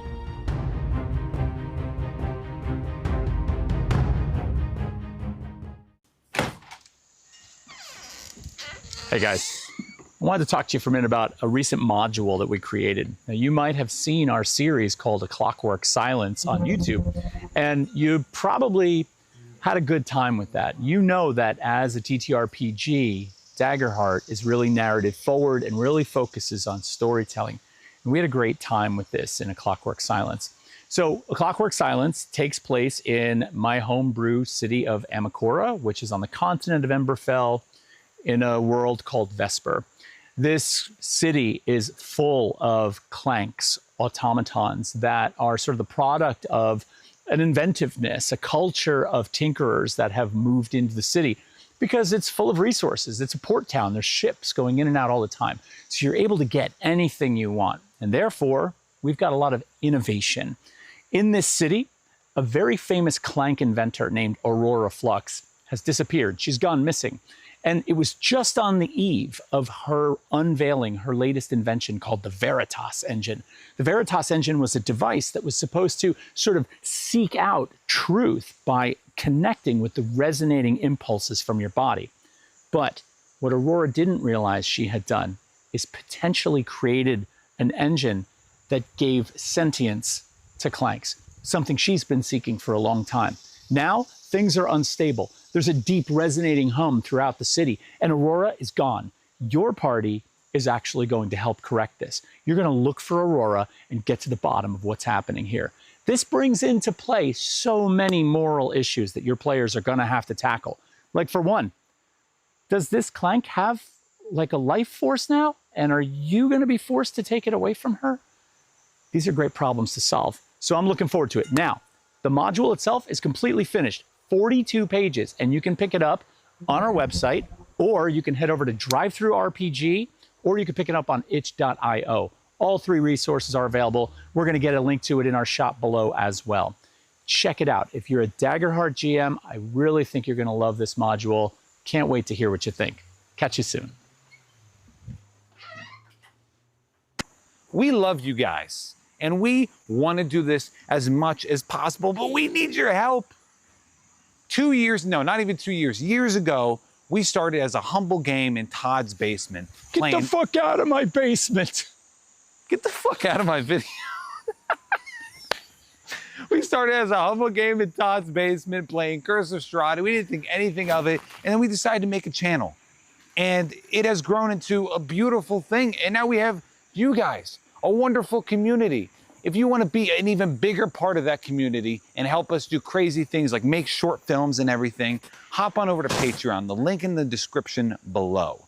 For $5 a month, you're going to get a Boon and Bane every month, which is already a $10 deal. And that's going to help you affect the game in good ways for our players and or bad ways. You are also going to get a discount on all of our merch. And on top of that, you're going to get a special Discord role. So please tell us you love us. If not, I'm going to cry. Okay, bye.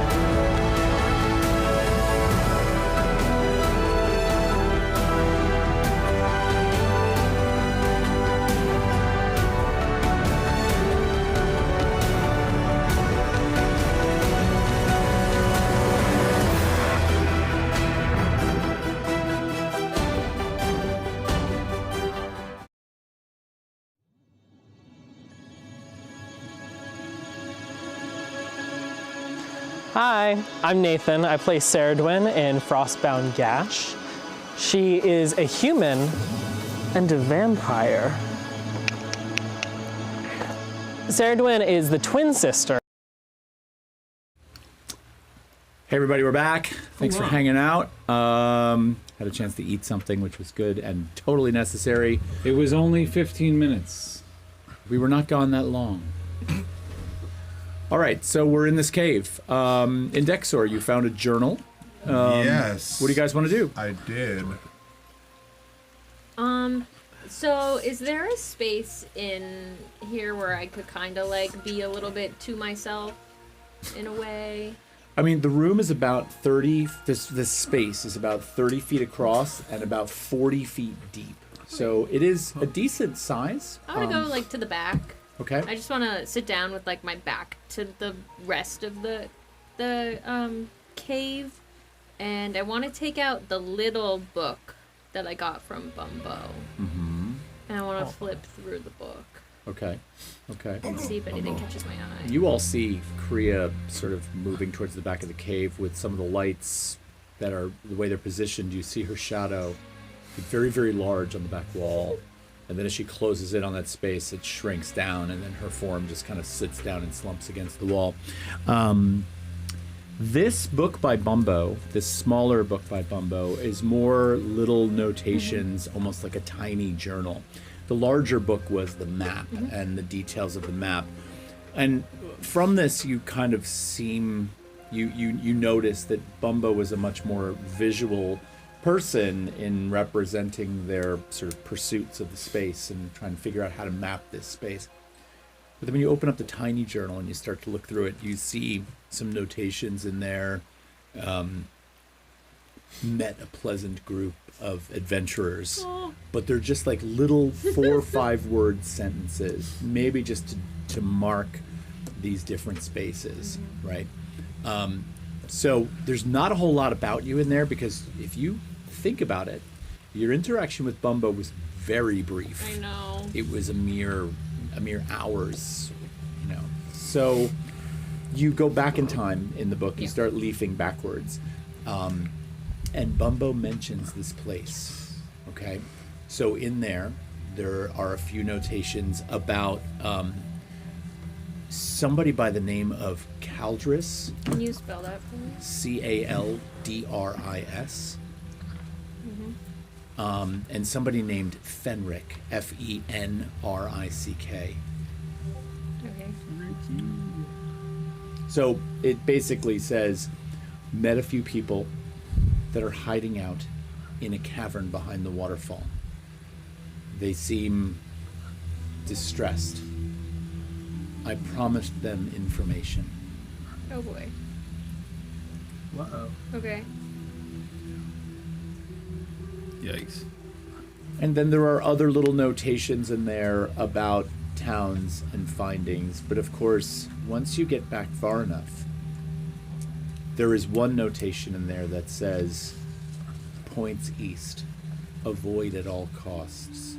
The opening is evident.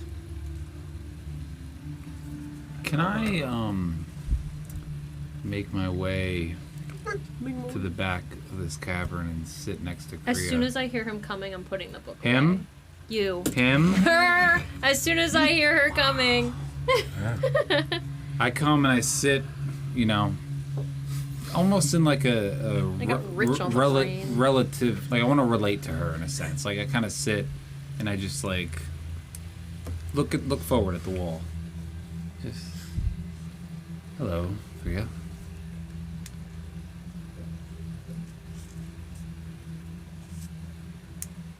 How do you do? Fine. Now you care? What? I don't know what you were referring to. What is it you're referring to? When you left me? Wait a minute. Are you speaking about the time when I almost died? Came to. Stumbled off with my sister and party, and you disappeared? I heard you speaking with Ceridwen. Yes, we didn't know where you were. No. We're leaving. Yes, Bye. come with us. Goodbye. And that was never said. That's what that means. No, I don't know what that means. Maybe it's before your time. Are you angry, Kriya? Usually. But what now? Are you more so angry than usual? Oh, yeah. Well.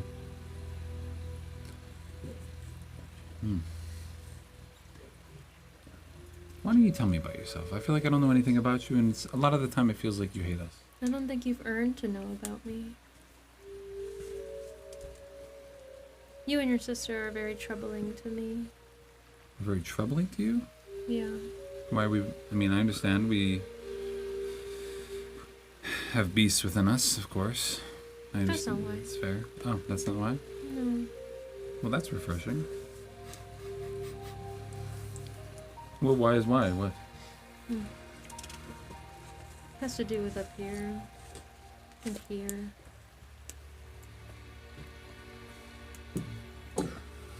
My brain and heart. Good job. You have a Okay, so first off, I know you're going through teenager things. We all did it, and you're feeling sassy. Okay? But we don't need sass down here, because frankly, we're all probably gonna die. And I'm already dead. Almost. I don't have too much more to lose. Speed it up. How'd you die? Wouldn't you like to know? You know, this mystery act, Kriya, is very annoying. I died doing something more courageous than I think you have ever done in your lifespan. Kriya, do you realize you're unlikable?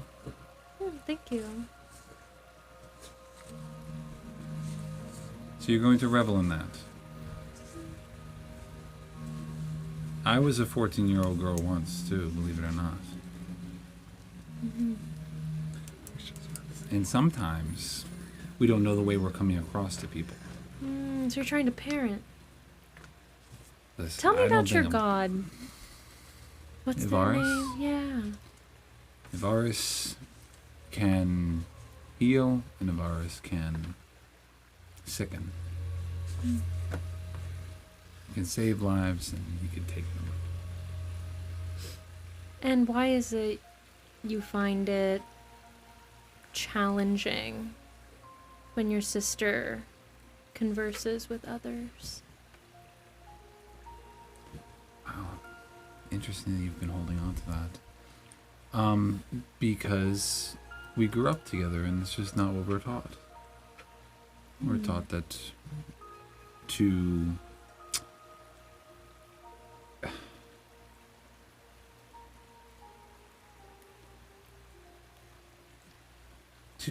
commune with a god is to worship them.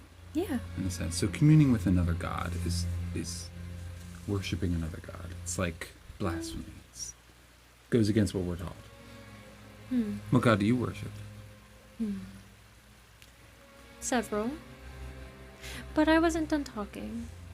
So, has she received, or has she made penance for speaking to others?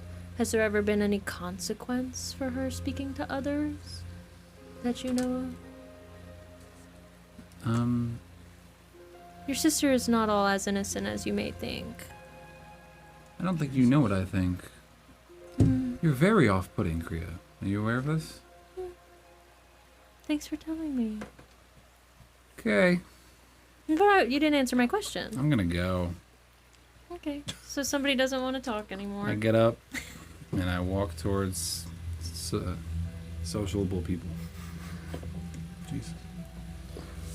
While this is going on, Thistlean has the knocked unconscious giant fish in his paw. I forgot about that. Yes. Walks over to Saradwin and says, I know it's fish blood, but if you want to drain it first. Todd, could I get a blood point out of that? If I sunk my teeth into it and Fish have blood. fish have blood, but was there a substantial amount of blood already lost from it? No, I just No. I caught All it, right. And I smacked it against the rock, knocked it out so that it wasn't like. But it's still. That's very kind of you.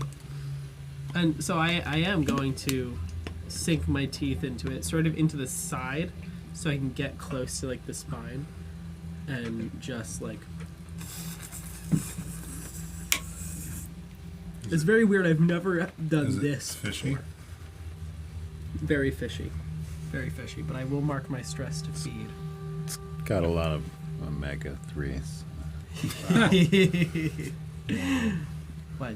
Thank you very much. So with that, Thistlean will then take out their axe and start to slice the fish open, take out Wait the a minute. guts. Before you begin with the axe, like the blade in my pocket kind of like sings to me and it says, It looks at you and it says, or it doesn't look at you. I was gonna say, does this thing have eyes? it touches your thigh. The blade doesn't look at you, but That sure looks like a sexy piece of fish. you see Thistlean go for the blade to slice open the fish in your hand. And I'm not even going to go with instinctively, because instinctive is not what this is. It's drawn to the blade. Your hand moves back to the blade almost weirdly against your will. And as you place your hand on the pommel, on the hilt of this thing, you hear these whispers emanate up through your arm, and they say, "No, Vicar, that doesn't count. But you need to feed me soon. And there's 4 ample opportunities right here. So get busy." How much do you need? Can we hear him talking? Are you Just saying to this out himself? loud? How much do you need? Sure, yeah. This is awesome. Thistlean now has the fish and their axe and are Just hears a looking at mouse Vicar TV. like, what? I need a substantial amount of this fish, but I'll share. Cut him, Vicar.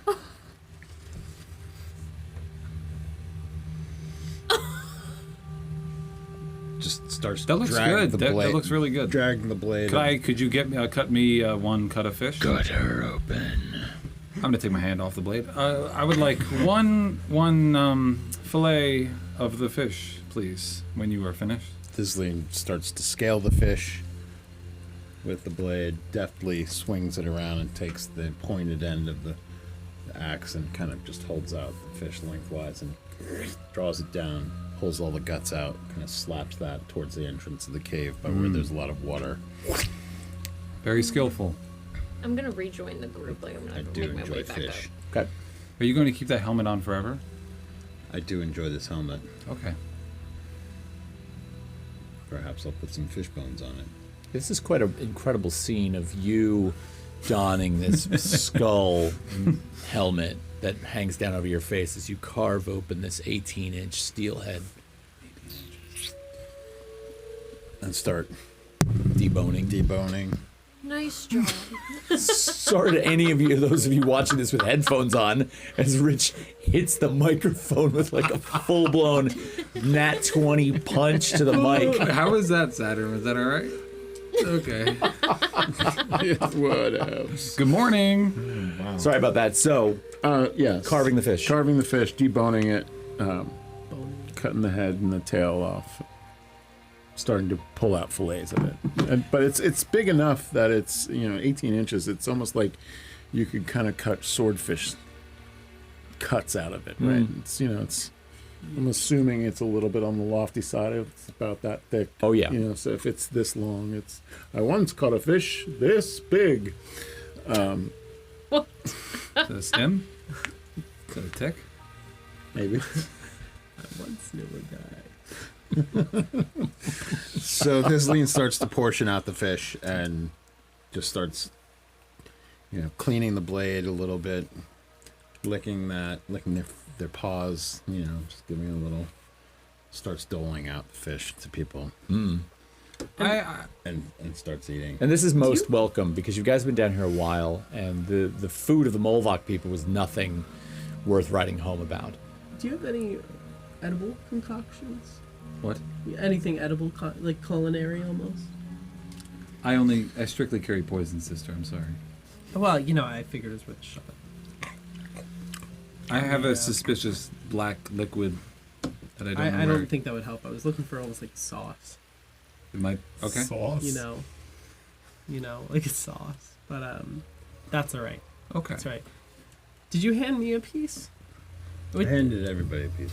This little piece, I'm gonna cut into little sashimi-like slices. Just enjoy them. Just bite by bite. I'm gonna. Furball is out of his little baby Buren and like kind of like putzing around. Probably comes that's over to adorable. you. Definitely smells that fish and comes right Yeah. up to you. I'm gonna toss. Thistlean kind of looks down at Furball and stretches out a paw and kind of just gives it a little noogie scritch behind the ear and takes a piece of their fish and gives it down to Furball. Hey, group. Can Oh, I just- swear to God. Can I have 1 second? Just one. Just one. One. The cab. The Furball walks over to Thistlean, Uh-oh. its little leather cap bobbing back and forth. And these two are having a moment, but as she walks past Saradwin, you almost for a moment, in amongst all the blood that's freshly on Saradwin's chin from this fish as she sort of pulled it away, and she's still kind of cleaning it up, you almost see her kind of go. But she maintains composure. But there is a moment there where you sort of sense that. Sorry, continue. Oh, Vicar, you had something to say. Yeah, Vicar raises her hand like she's in school. Guys, I just think that some of us, we don't know much about each other. So I think we should go around and possibly share something. Something in particular. What is the what is the one thing you miss most about the surface world? Oh, here we go. It's been a while since we've all talked. We've spent a lot of time with each other. I think this is necessary.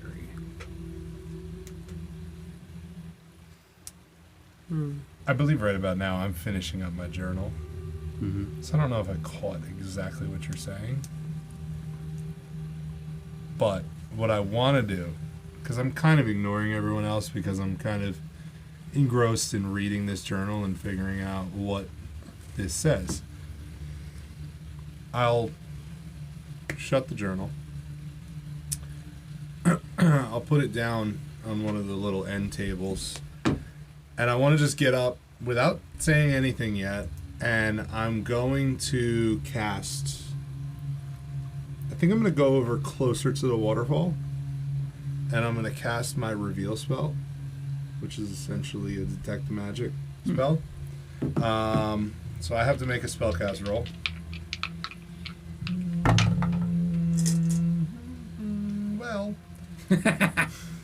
Well, there you go. You can have your fear.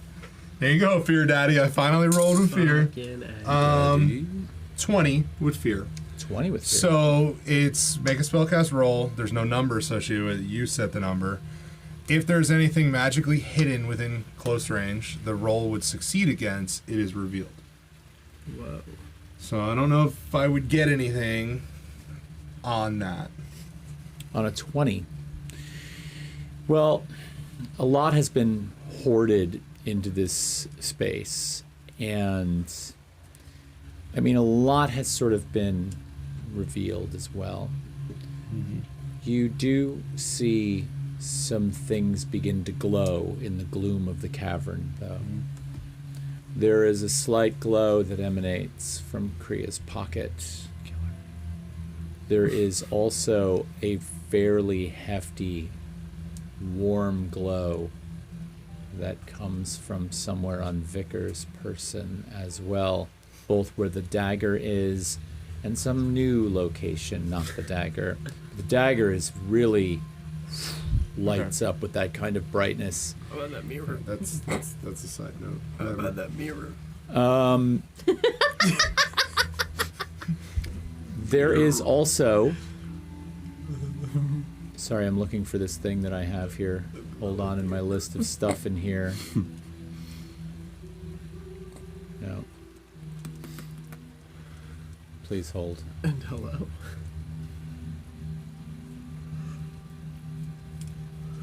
All right, and my list is very, very long, and I'm looking for one thing in There's particular. tons of shit in here. No, no, this is my total pool of things to pull from. Yeah.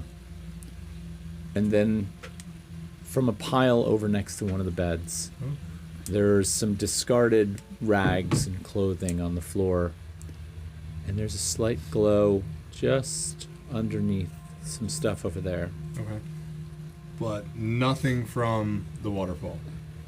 The waterfall itself, Yeah. other than the spell that was cast by Vicar to sort of disguise and hide it, It's a big glowing wall of fucking smoke.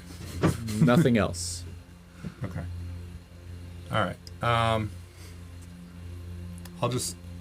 I'll side note the pile of rags for a minute. And the items on my compatriots I'm not that worried about right now. So, are you all just kind of like grouped up? Because you said you came back over, right? So, I probably sat down near you. I found a journal. This guy didn't answer. He just skipped over all my questions. Walked Oh, over, fuck interrupted you. my conversation. All right, you know what? Here, we'll just sit back. I didn't technically hear what you said. Typical. No, it's fine. Go. It's fine. Nobody wants to share about themselves. It's Wow. cool. Wow. Wait. Just wait. So I found a journal that was written by someone. They don't name themselves. There's 5 people. Caldrus? Wait, what'd you say? Caldrus? That would be one of them. Fenrir? That would be 2 of them. Okay. There was also a person named Mira and a person named Avon and the writer. So they fell what seems like with this town. But what has me concerned is this journal goes on for 14 days. They were the ones that brought the beds in and all the other things. And we can get into more details about this journal, but I don't know if we're safe in here. What does that mean? They seem to go crazy over time. Now, I don't know if it was a lack of food or if it's just time down here in general. I don't know if any of us are feeling different. We've only been down here for how many days? Well, you know, In the different pit, for other 5? reasons. 5 or so. Yep. Hold on. Let me see.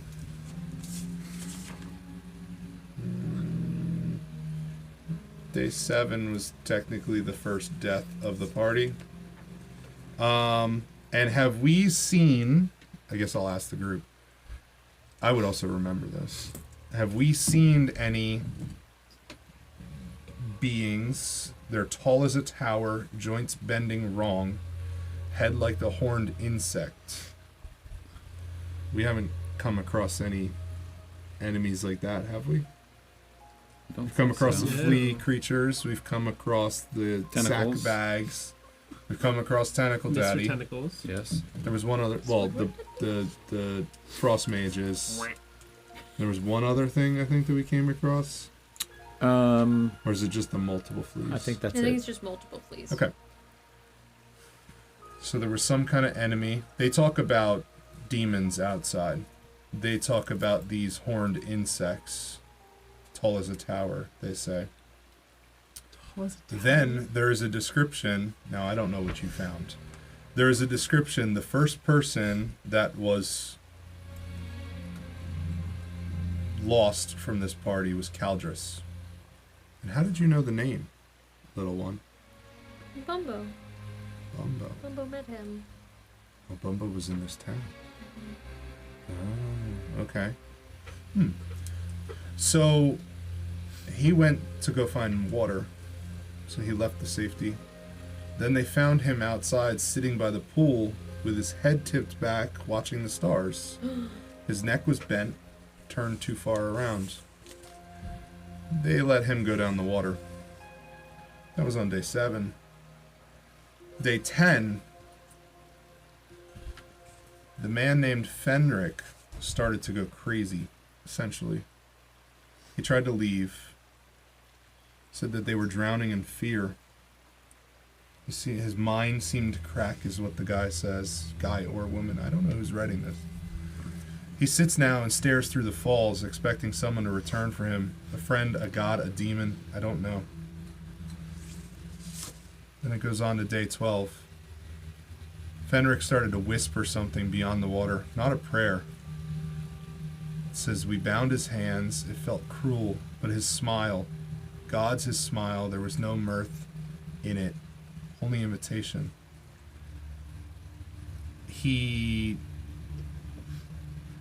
Then Avon asked if Avon, I think, was a child. It says little Avon. And in here they talk about Avon was very hungry. But Avon asked if they would become demons if they stayed here too long. Then on day 13, Avon was gone. Small footprints were leading out. Fenric laughed once, a single sharp note. He bit his own tongue and drew blood. Mira slapped him. And then it continues on till the last day that's written in this journal. Fenric is now gone. Just Mira and me. The demons still march. The water keeps secrets, but I hear whispers beyond it now. Voices that sound like ours. Food's gone, strength fading. I'm writing so someone knows we fought to stay human. Even as dark pressed in, even as hunger sharpened us into something with teeth. Mira sleeps or pretends to. I cannot tell anymore. And then it says, it just continues on. I write to stay real. I write to stay real. I write to stay. Scribbles. So it almost sounds like they were clearly going mad. And it almost seems like they were turning into something. Turning into something we might be familiar with. Something with claws. Something I buried just over there. The thing you found? Person. Seemed to be afflicted with some form of lycanthropy. They had fur and claw marks and looked like they had incredible strength with what they did, and possibly something about this place. Maybe there are my kind around. Maybe. So I assume my theory of maybe being down in the pit doesn't change you.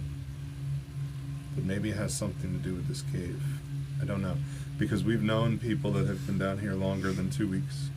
And also, I'm sorry, but if you're locked up in a cave every day for 2 weeks, and you are witnessing things beyond your comprehension, you're low on food, I think you're gonna go batshit. But what spins your neck around too far? That Like, doesn't just happen. sure, anything here. But they're wandering out alone. Wandering out alone into the dark by themselves. I didn't include this, but when they describe the tall as a tower, heads like hornet insect, they were carrying broken bodies. So maybe those are the things that. Those things that we were fighting. People. I don't know if we've ever fought these. I don't remember anything like insects, unless they thought this bone helmet was a horned insect. I'm not sure. But also the first thing we fought when we were down here, those were pretty big and tall. The moist men. The moist Oh, the men. sack bags? Yeah, the sack bags. Sack bags. Toddley, how tall were those guys? The which ones? The frost first- mages? No, the guys that we fought. Sack bags. Sorry, they're like 12 Chains. feet. That wasn't very Yeah, they're about 10, 12 feet tall. 10, 12 feet tall. Yes. All right. Tall as a tower might just be like just a saying. You know, I don't think we're necessarily looking for like Siren Head here. True. Why would I you mean, say that out loud? There were multiple instances that There was a period where they saw demons searching their old house.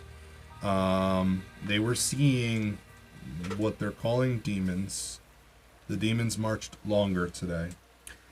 Honestly, I think the only thing that's bad about this cave is that this is just where they happened to go crazy. I'm listening. Is there... Kriya's gonna kind of look around. Is there any spot on the floor that looks heavily trafficked? Like if you were to walk in the same spot over and over and over again, there's where? Actually, there is. Where? In the center of the room, you notice that there's worn in the dirt. It looks like somebody was pacing in a circle. I want to sit right in the middle of it. Oh, Jesus. With my statue. Okay. Sitting same way I always do, statue in front of me, eyes closed, and I want to try to connect with something. Okay. Do you wish to describe how this goes, or is this something internal and personal and you just kind of want to engage in the act? So, to anybody that might, like, see it happen, it's really, Kriya kind of sits down, sits, like, crisscross, hands in her lap, statue in front of her as if, like, it's a one-to-one conversation. Eyes closed, head down a little bit. And she kind of mumbles something that's a little incoherent, like not exactly a native tongue, but very hush quiet. Okay. I'm going to spend a fear while this is happening to have you realize that as this is going on, to whatever effect you wish it to come out to, you feel a warmth for a moment. Inside that pocket of yours, your hand goes inside and grabs a hold of that little vial that's got the single gray rock in it. And it's warm. I'm gonna pop the top off. Okay. And I'll, like, put the rock. So you're all kind of in your close quarters here, down in this circle. Where's the statue? Just... It's right in front of me, like, facing, like, I'm sitting facing it. And so it's like this. Okay. All right, so you're right in front of it. Yeah. And you feel this warmth in your pocket, and you pull the stone out. And you sort of instinctively move it over and pass it by the statue. And you feel it get progressively warmer. And then it becomes moist. And it seeps out of its pores almost a singular drop of white milk, like a tear. It just begins to form on it. I'm gonna go like this on myself. With it? Yeah.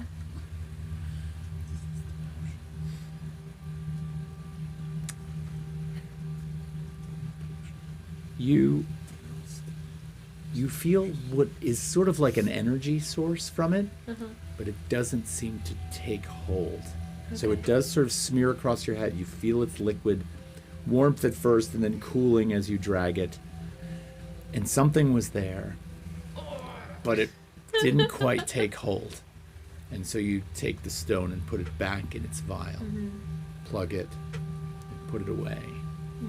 What are you looking to? Do you want me to talk about what you... I'm looking for, after hearing about the journal and kind of what was going on, I want to try to take in the energy of the space and turn it into something like not palatable, but almost like tangible to me. Roll an instinct roll for me. Come on.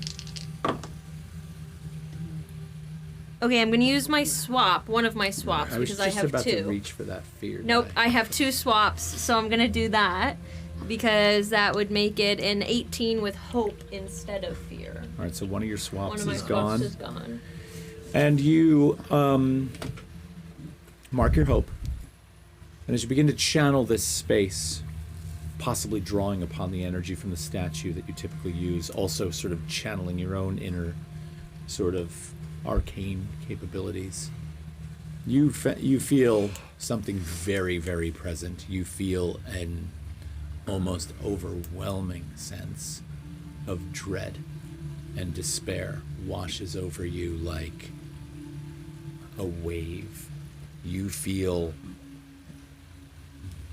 even in your ghost-like self, even with some of the things you've been afraid of, seeing the Blight Father, possibly getting lost in the cave. It's almost as if all the feelings of these people sort of penetrate into your soul at one time. And there's just loss, vacancy, emptiness, hopelessness. There was a child, a small female child here, and you feel her almost immediately. You look and you almost see her ethereal presence wandering out away from the waterfall and disappearing out of sight. Just for a moment, you see her pass through the space. That's what you gain.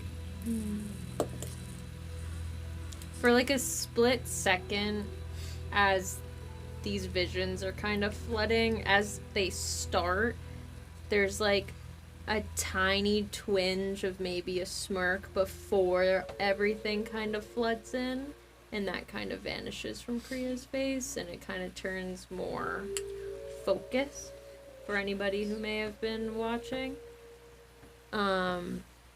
And once everything kind of leaves her mind, she's gonna open her eyes, but she's gonna stay seated. Okay. So, while you were doing that,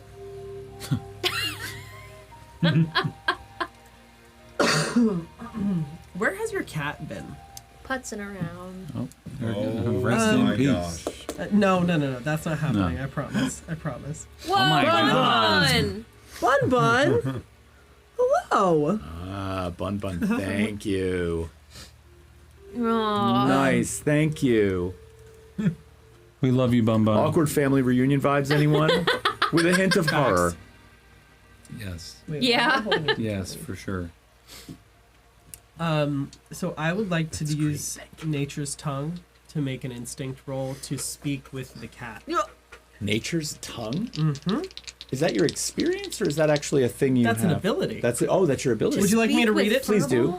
So, you can speak the language of the natural world. When you want to speak to the plants and animals around you, make an instinct roll. I have to make a 12 or higher.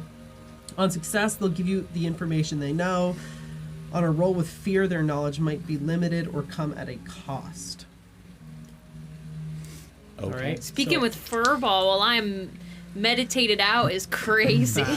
Do you need help? Are you Facts. safe here, Furball? Furball Wait, loves what? me. Also, were my Make the hand sign. Blink twice. Stop it, guys! Do you want to be made into chicken? Shut up! You know what? I don't think there's anything that I can reasonably use here, unless I were to spend a blood to make this higher, because I really want to. No, I'm just gonna roll it as. Do you want the is. systems? That's okay. Okay. That does kind of make sense. I wouldn't know what I would do. Yeah. Ooh. Ooh. Oh. Ooh. 8. Yeah, remember? Every 9. Wait, morsel no, that wait. water. 8. 11. That is so close. I really just should have done anything else. 11 with? With hope. 11 with hope. Wait. So do I? And still, you had to make a 12? Is that right? I had to make a 12. Okay. Yeah. What is it you're saying? I'm curious. Can I do help? Just want to say to the cat, be like, is this what you as an animal? What sort of sense do you get from her? Is she okay? This She cat could almost be- immediately pauses and turns and looks at you. Long, hard stare. And sits down. And kind of considers you for a few moments, head tilted to the side. It takes a few steps forward. Places a paw in your lap, and a second one, I'm gonna offer it a little piece of my fish. and it sniffs the fish for a moment, starts to nibble on the fish and begins chewing it up, and then it comes right up to your face and does that thing with the corner of its mouth where it just rubs it against your Aw. face like this for a moment and stares at you and says, I don't know what you're talking about. and then just kind of like turns around, and as it walks down you, it just turns that starfish of a butt Wow. right towards your face and just kind of like saunters down your leg and back onto the floor. I love Furball. Wow. Fuck yeah. You realize in this moment that you do connect. Yeah. However, you did fail, Yeah. but it was a close fail. Yeah. And so there's a moment where you connect, right? And you realize that the cat is a little surly, Yeah. as cats are. Right. But this one, even though it's cute, small, wearing its little leatherette Little cute cap, Yeah. little cat. it's got some attitude. Nice. Thank you. Thistlean sees this happen and kind of just chuckles to themselves. We're taking a long rest. I want really quickly. Can I do something really quickly? Yeah. I'm gonna stay seated where I am. Which I believe kind of would have been potentially back to you guys, but I want to turn and look at you and be like, Indexor. And like beckon you over. Okay. Okay. Are you coming over? Yeah. And I'm gonna pat the ground next to me. Okay. I guess I'll sit down. Have you ever seen this before? And I'm gonna show him the rock Oh, and the shit. two.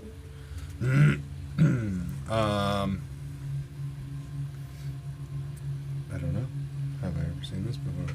It's fairly nondescript, but why don't It you gets make a warm. why don't you make a knowledge roll for me? Here's how this is going to go. Okay, if you crit, then yes, you've seen it before and can give Kriya a full description of exactly what it is and what it does.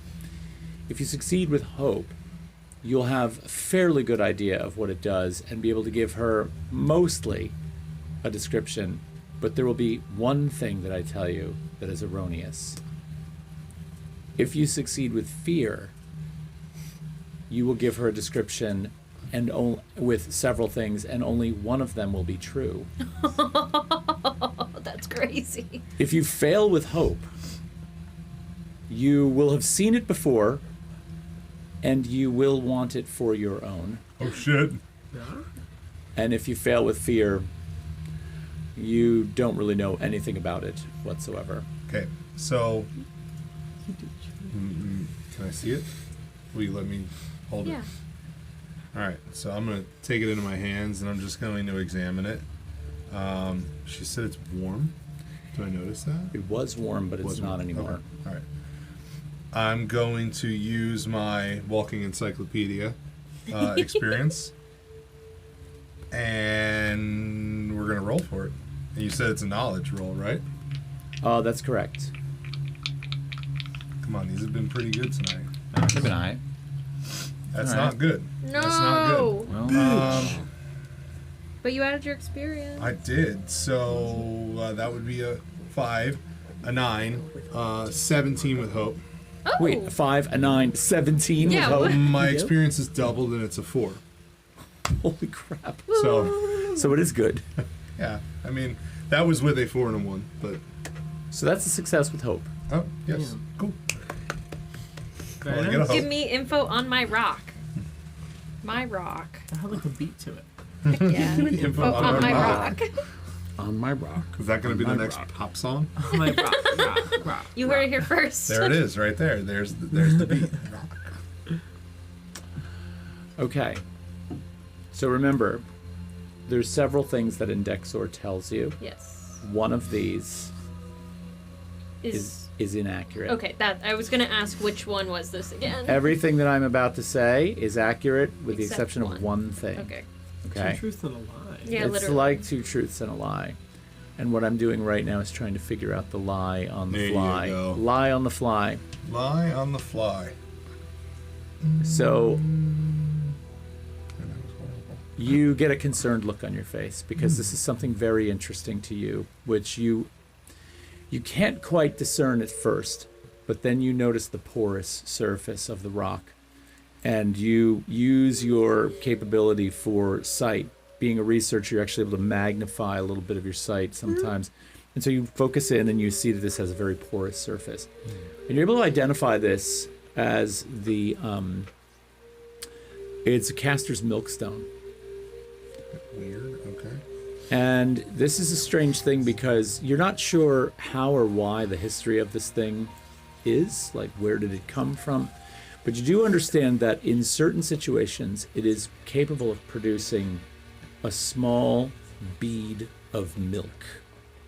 Now, if that milk is consumed, the consumer of that milk, the person who drinks that milk, will gain resistance to any type of necrotic damage, anything that comes from something that would otherwise harm you in that way, and any kind of fear effects for a full scene. It also has the ability to increase your agility, which is really quite, helpful as well for a full scene. It's a rather powerful little rock, and you're pretty excited about it. There is also one last benefit to this that has to do with it, and the reason I'm stumbling over this right now is not because I'm grasping for something. I'm trying not to use the words of Dungeons and Dragons and how I describe this, but there's only one way to really do it, and that is it can function like featherfall. So if you consume the liquid, you can actually slow the fall from a distance. Pretty cool. Whoa. Hello. So this is a pretty powerful object that you very enthusiastically describe. Passes it back to you. I put it back in its little thing. Put it in my little pocket. Okay. Thank you. Did you find that in the shop? Seems pretty valuable. It's Interesting. One of the only things not broken.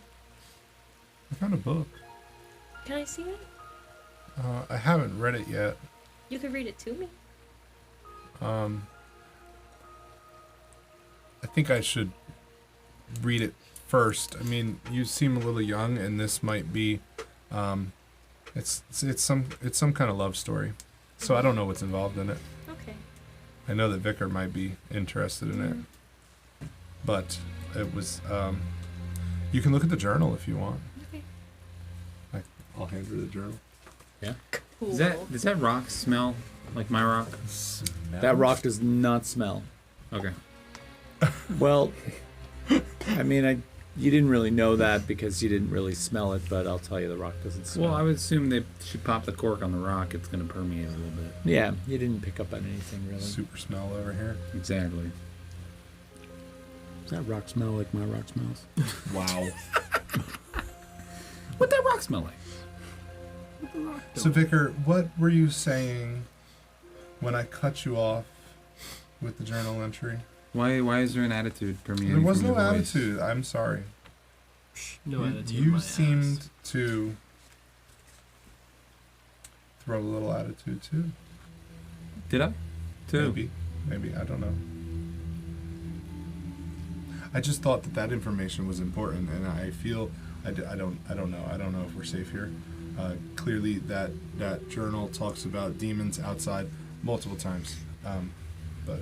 Yes. Definitely what you were talking about was very interesting, and it scares me a little bit, if I'm being honest. This place just, makes me feel a little uncomfortable. I can't tell if it's because of what happened before, or because of what you read, but yes, I'm a little uncomfortable here. I mean, one last thing that I remember from the journal. The person you found. Yes. Thank you for using the correct terminology. Did they seem happy? Blissful, maybe is the word. They did. And in the most terrifying sense. As their neck was split Spun open. around. So that same description is in the journal, but I don't believe it's the same person you found because they say they let that person float down the water. It had a rock tone. What if it was the Fenrir? One of them. Maybe. The third person to last, who left. Wait, wasn't I think Fenrir is the one that had his head twisted around, I think. Yeah. Oh. It's someone. I think it at might least. no. be. No. Hold on. You said Fenric just left. Fenric tried to leave that night. Stand by. Oh yeah, no, it wasn't Fenric. Yeah, no, it was Cauldrus. Oh yeah, it was the first guy. It was the first person. Cauldrus. Maybe it could have been Fenric because they don't say they left the cave after Fenric disappeared. Or it could have been whoever was writing. In the journal, I know this is like crazy question, but does the handwriting seem feminine? Or, because usually a female will write slightly nicer than a male. Can I tell, like, assume by the handwriting was the author? So your interpretation of the handwriting definitely seems as if it's stressed and weak to some degree. It does say at the top of the front of the journal that it's the Journal of Brannock Tull. That's what that is. Okay, cool. Also, just to clarify, who you saw was not Cauldrus because they let the falls take him. Yeah, that's Tied a what I was rock saying. to They him. tied a rock and let him go down the water. So I was just, when I said that, so someone else. Could be Fenric. Could be whatever that name is. Cauldrus? No, the Avon, the kid? no, the Mira? author. You Oh, just said Brannock. Brannock. As Kriya's reading this, she wants to look at the walls of the cave. Hello. What are you looking for exactly? Cracks. How's the- Or writing or scratches. So As she got to journal entry, day 10. okay.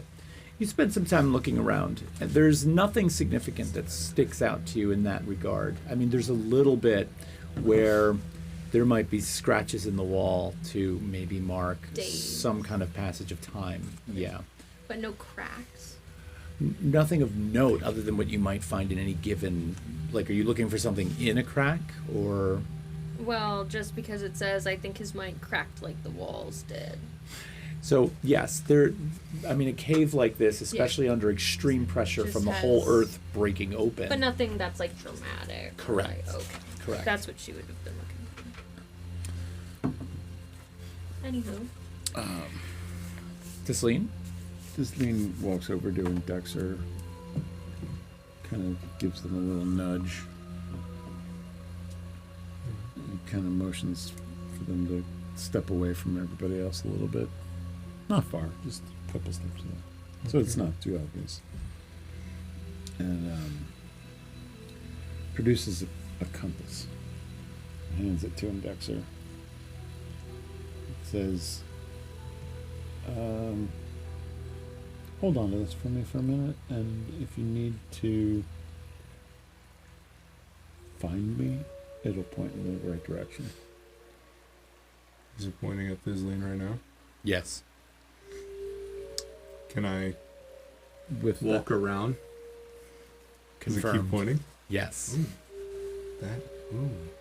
That is most intriguing. I thought you'd like that. I found it back at the dwarf lady's house. Interesting. I'll be back. Oh. And Thistlean jumps through the waterfall into the pool of the water. And based on the tidekin ancestry, can breathe and move naturally underwater. Well, shoot. And would like to kind of explore the pool and then maybe move a little bit down the depths of that run just to get a little bit of an idea of what is happening. Again, trying to commune with the water and feel what Thistlean can feel from it. If there's any kind of intuitive understanding, any clues towards what's happening with the gash, where this might start and where this may lead to.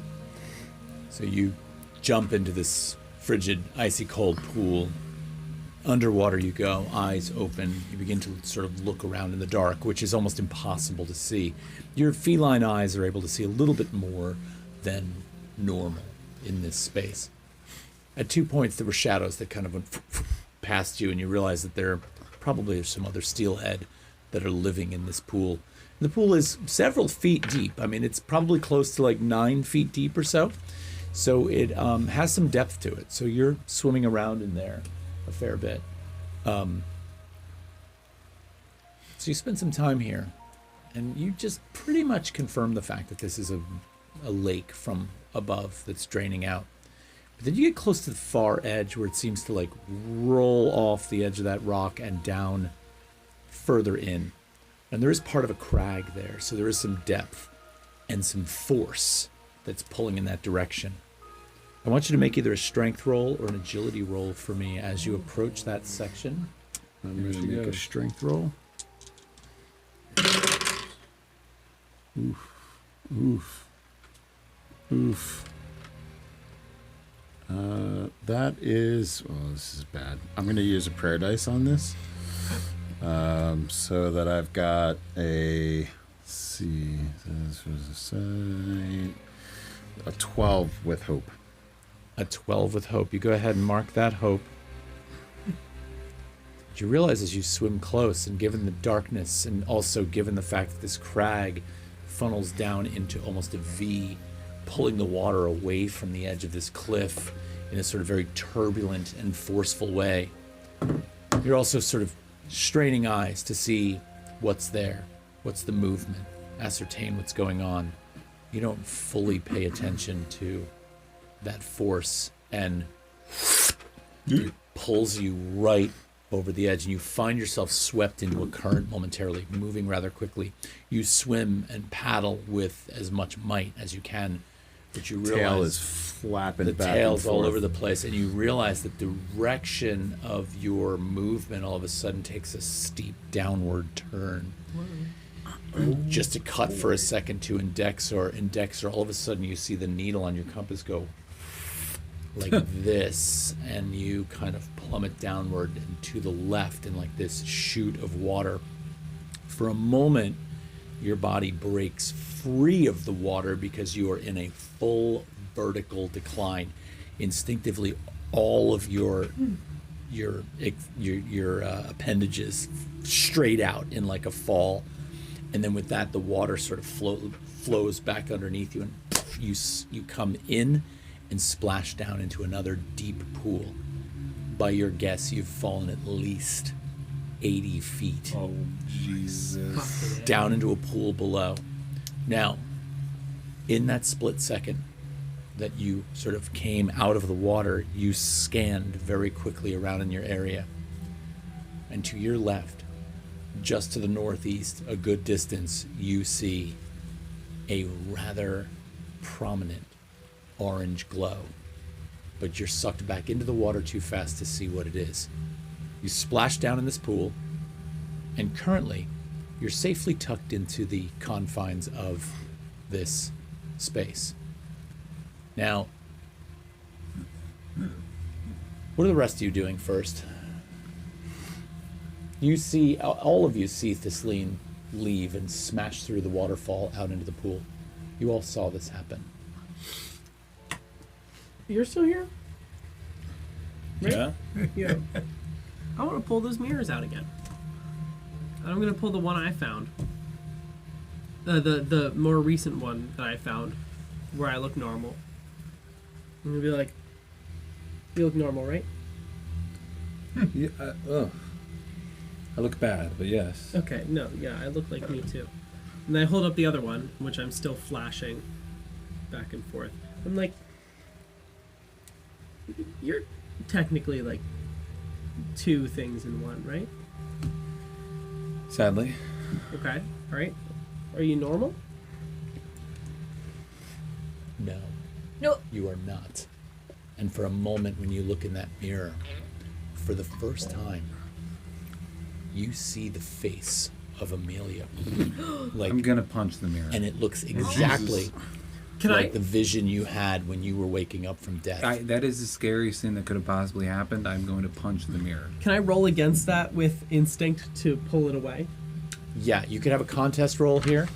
So you can use whatever roll you want, agility, finesse, strength, and you can use whatever trait you want, Sarah Dwayne, to see if you can pull away.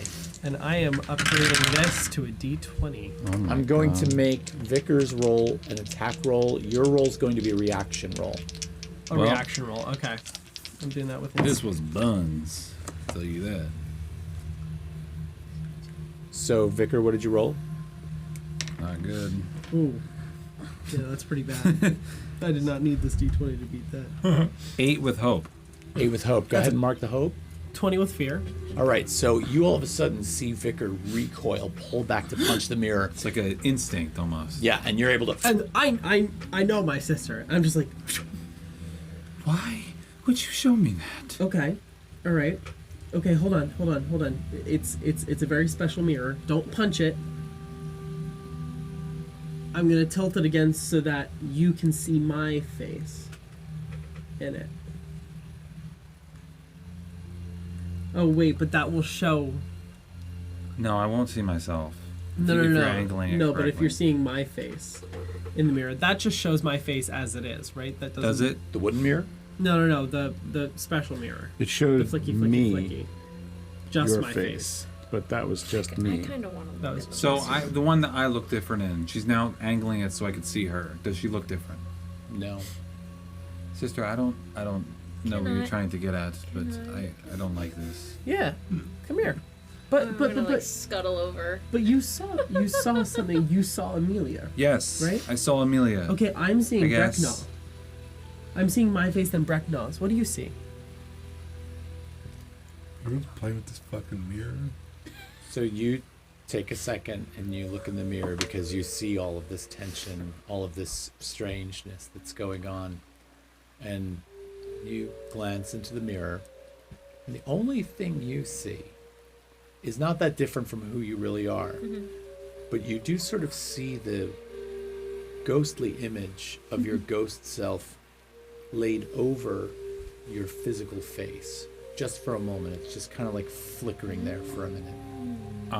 In this chaos, see it? I'm gonna walk out, and I'm kind of like having a mild panic attack. I've never seen this I'm gonna follow my sister. Amelia before. I'm actually gonna, in my desperation, I'm gonna pop one of those rocks. What? Jesus. You Push the pop one of button. these out, put that in your mouth, and chew down on it, and this resinous little pellet cracks open in your mouth. And this is actually something very, very different from what you're used to experiencing. But all of a sudden, Here we go.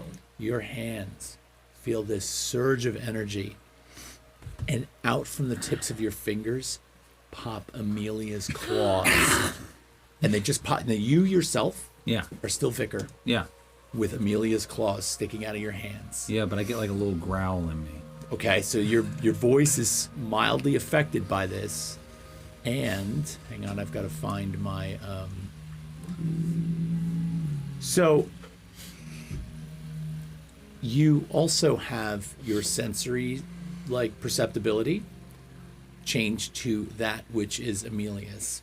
So all of a sudden you flip into that mode, but you're still Vicar. Like that blue pulsating kind of echolocation. Yeah, you now have advantage on perception and any kind of either agility or finesse. Yeah. You have advantage on all three of those for 10 minutes. Advantage on what? I'm sorry. On any like instinct, finesse, or agility. Hello? Do I feel anything different? Do I like emotionally? Do I feel different? You feel heightened senses. You feel a little bit of rage, but under control. Huh. But I'm following I'm still you kind of out here. coping from what just happened, but I just kind of like turn around. And just, Sister? yes, That's new. that is new, isn't it? God, she has big hands. What happened? Don't worry about it. Vicar or Amelia? Vicar. Okay. Did this just happen after seeing your image? Look. Just, can you just give me a second, sister, please? Yeah. Thank you. Okay. I think I need to go claw at something. Claw at something? Yeah. Yeah? Yeah. Do you want me to come? Let's go. Alright. Let's run. We run. Why the fuck is everyone leaving the waterfall? I'm not leaving.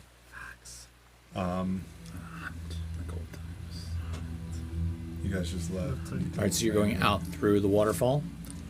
I was already out, but we're just kind of going out into...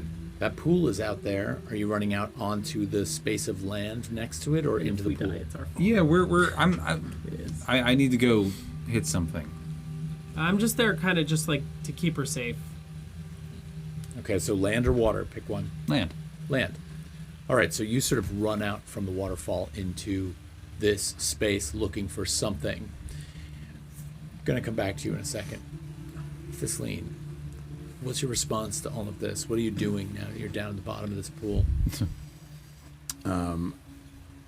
At the bottom of the pool.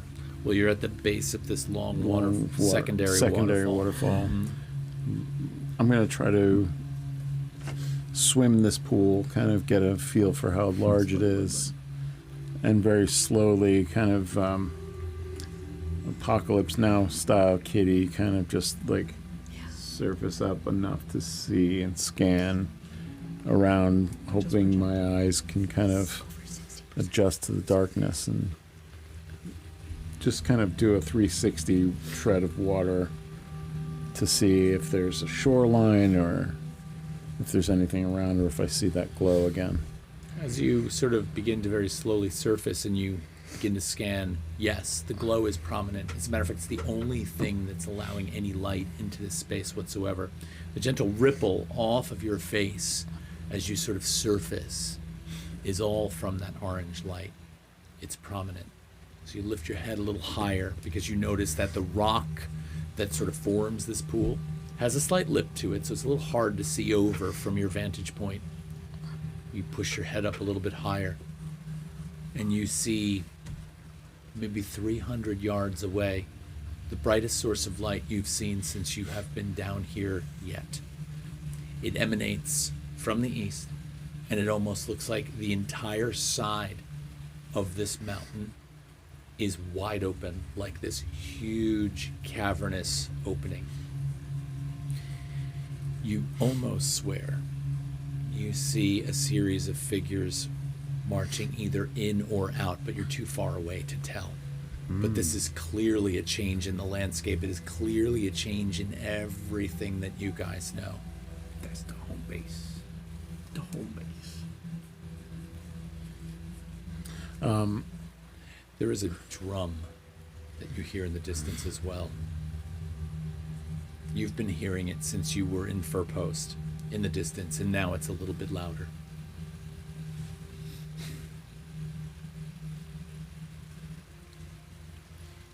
Is there any, like if I look back towards where I fell, the waterfall, is there a rock face? Yeah, there is. It's completely vertical? No, it's scalable. As a matter of fact, if you look a little bit to the left, just in the shadows, it almost looks like it probably has enough of a texture to it, rocks jutting out, that you might be able to find your way up there with just the right agility roll.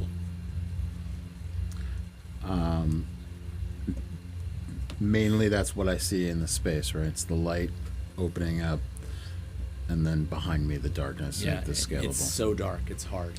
And the pool just kind of ends. There's no other So continuation this of the water continues to flow past that point, and it is continuing down, but not at the verticality of that you came in. So it's much calmer down It's here. calmer, not Yeah. as swift of a movement. And the noise, the noise is dominated by the splashing of the water down from the waterfall in your area.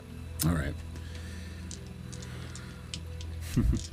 I'm gonna make that agility roll to start climbing back up. Does Lean have seen two figures running out into the night? They're like No, Thistlean is 80 feet or more below you and not have seen you at all. Gotcha. No. All right. Come on, big money.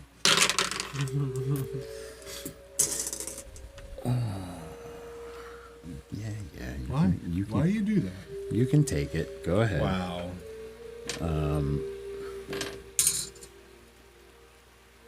So that's a 17 with one of my prayer dice. Nice. Okay. fear.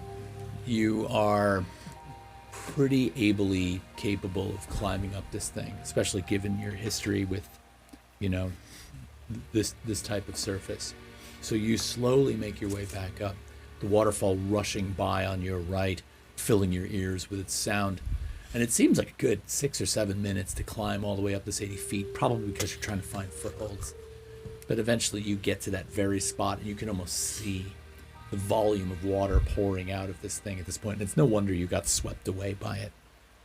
You pull yourself up and over the last rock, and for a moment you see Vicar and Ceridwen coming out of the waterfall and heading back over towards Furpost quickly with some kind of urgency that you don't quite understand. But for a moment you turn and look over your shoulder back in the direction of the orange glow, because this is significant. This is terrifying. And where this waterfall flows and the pool that you were in and the subsequent one that you went off of, beyond that space, there is a slope that moves down in the direction of that red cave. And you did in fact see figures coming out of that cave, and you look a little harder this time. There's at least 24 of them. Some much larger, like the ones you saw in the past, those sort of bloated, guttural thugs that lead these people out by chains. And you see a line of them following obediently, some much smaller than others. They're gathering in what appears to be a fairly large clearing right in front of this big, open, orange space. And then you take leave and go back into the cave.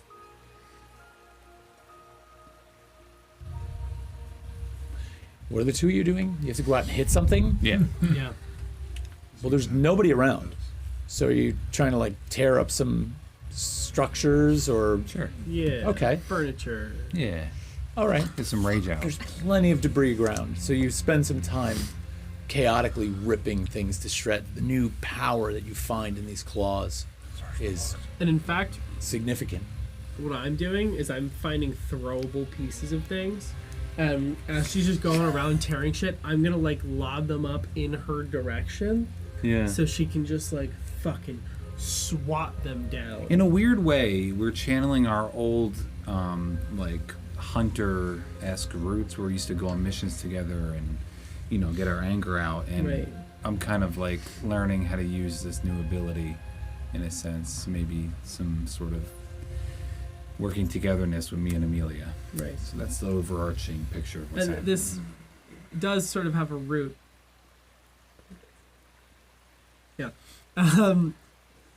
This particular scene, me throwing things up for Vicar and sort of in the partial form of Amelia to swat down and take this anger out on, goes back to an actual event from our childhood where she was in her transformed form and Ceridwen was out trying to help her, trying to find her, to calm her down, to bring her home. Mm-hmm. And she wasn't as good as she is now as controlling her anger, and she kind of lashed out, and Ceridwen had to make use of whatever was around her to give her things to unleash her fury upon and to distract her so that Ceridwen could avoid being hurt herself, but still try to give her sister that catharsis. Sister bonding. Yeah, sister bonding. Okay. Good. And the two of you kind of play at this for quite a while, and to what might seem to outsider eyes as some wanton chaos and frustration, actually functions inside of your own selves as something much more important psychologically.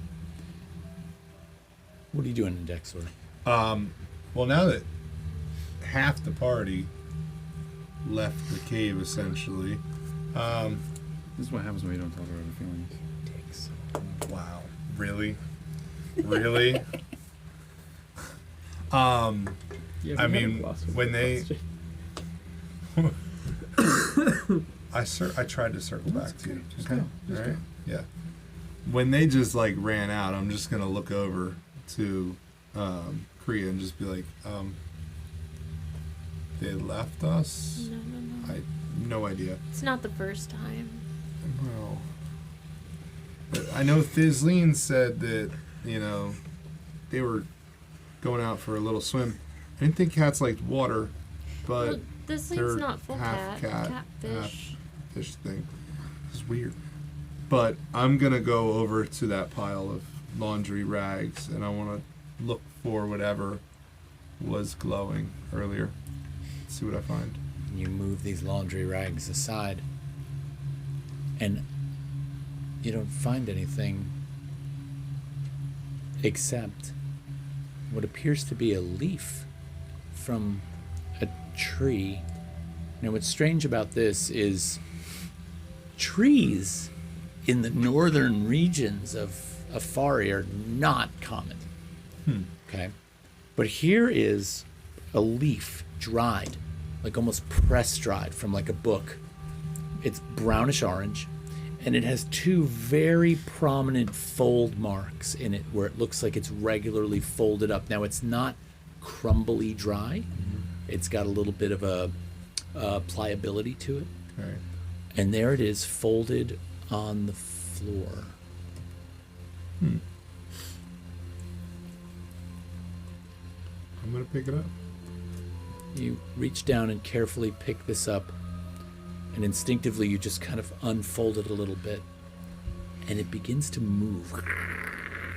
And it forms what oddly looks like the shape of a human ear. Oh, weird. It almost like origami folds itself into this ear-like shape. And you're curious about this. And then you notice that it sounds like something's coming out of it. Yes. So you hold it up to your ear to listen, and you hear very clearly inside of it, Mira, Mira, listen to me. We need to go. No, you need to stop crying, Mira. And you hear this weeping sound in the background. Somebody like crying hysterically. Mira, come on. We have to get out of this place right now. And then it seems to just crackle away into nothing. And then the ear folds itself back up again. Weird. Did I hear that? No, because No, put it it's up. Yeah, very, okay. very faint, almost like the conch shell kind Yeah. of. Yeah. Magic con. I mean, I think currently, Kree and I are the only ones in the cave. Yes. Because I would have done that shortly after these two just left. And I'll walk over to her and just be like, found something weird. Earlier I did like a scan. I can kind of get an essence of magic with a spell that I have. And this gave off a magical glow. I just picked it up and like I'll present it. And like, can I try to open it again? Mm-hmm. When I opened it, it was weird. It almost looked like an ear or something, and I heard like a message or something out of it.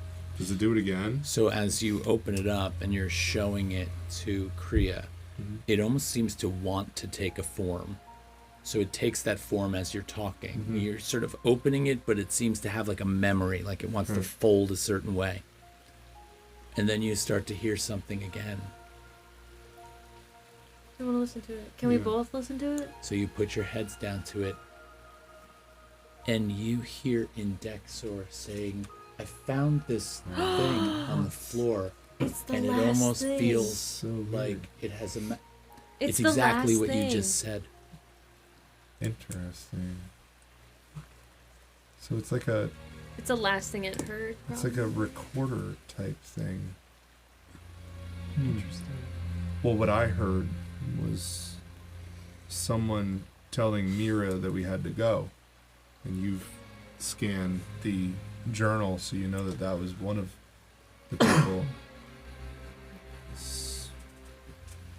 It sounded like a woman's voice. I think Mira was crying in the background. I'm not sure, but they said they had to leave this place. I don't know if it was this or somewhere else, but it's weird. Maybe this place is too good to be true. I'm skeptical about this place after reading the journal. I think it's a safe place to spend the night as long as our party comes back. There's nobody else in here, right? No, but with that, Thistlean comes smashing through the waterfall. Tumbles into the room, kind of pounces up and just shakes everything off and has that like crazed cat look in their eye. And Have a good swim? there are very serious things afoot below us. Below? Yes. But like, Okay. There's another waterfall attached to the pool. And that light that we were warned to stay away from, yeah.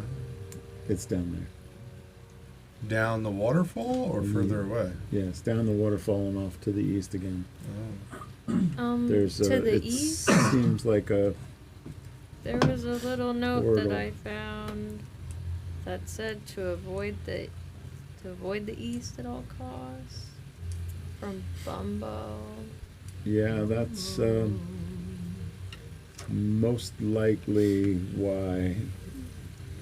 It was very bright down there, brighter than it's ever been down here at all. And large things coming out, small things coming out, amassing. I don't know how much time we should spend here, but Probably not. where With are the that, girls? The Well, creepy they ran girls? off. We don't know. Girling. with that, I'm Did we gonna. see the transformation? Sorry. Okay. No, You did. I did it outside. You did that outside. Okay. Kriya is gonna kind of get down on her knees and pull out the big book from Bumbo and kind of like take it and like on the ground. I wasn't gonna tell anybody that I took this from Bumbo, and I don't plan to tell the sisters that I took it, but I think it could be useful. And I'm gonna like open it and try to find the waterfall that Bumbo mapped, and I want to see if there's anything of note around it and anything of note in a walkable distance away from it. So you leaf back several pages in the large tome because it seems to go from east to west as you sort of map through. And as you go back a few pages, you do find drawings, sketches of what appears to be the ruined town, possibly Furpost, because there, one page back, is the waterfall.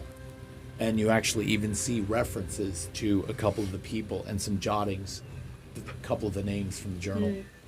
And you look on this same page in the upper left-hand corner, and there is that section with that massive cave. And there's a couple of notes in there as well. Seems to be an opening to someplace else. Terrified of this place. Oh. So yes. Were there any entries in the book previous to that? Yeah, like what's the page before? So if you go to the page before that, there is only one page before that. And what there appears to be is an origin point, like an X marked there. And then there's a couple of notes about choices for direction in terms of west. and it confirms that Bumbo is also going to stick to the wall of the cave rather than venture out into the darkness. So similar to you, but going in the opposite direction. So we should lead. Like, now? I think so. What do you think? I know we are pretty tired, I think.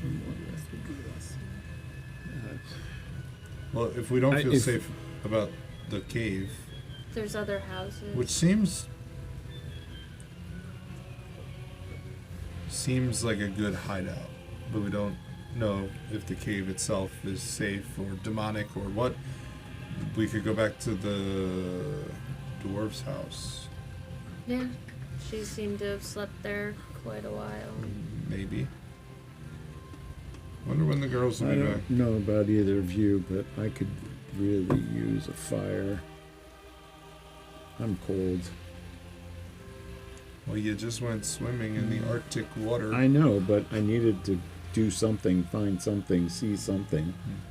You guys hear laughing from outside. Maybe we should. Laughing. Yeah, we're just out there and we just just like a little giggle. Yeah. We're like, we feel much more free. good. Yeah. That felt good. Yeah, so that was during- nice. That was nice. You feeling Yeah. better? No, I feel like, I don't know, maybe there's some sort of partnership we can come to. Amelia is terrifying to look at, and I had a bit of a moment. But Absolutely.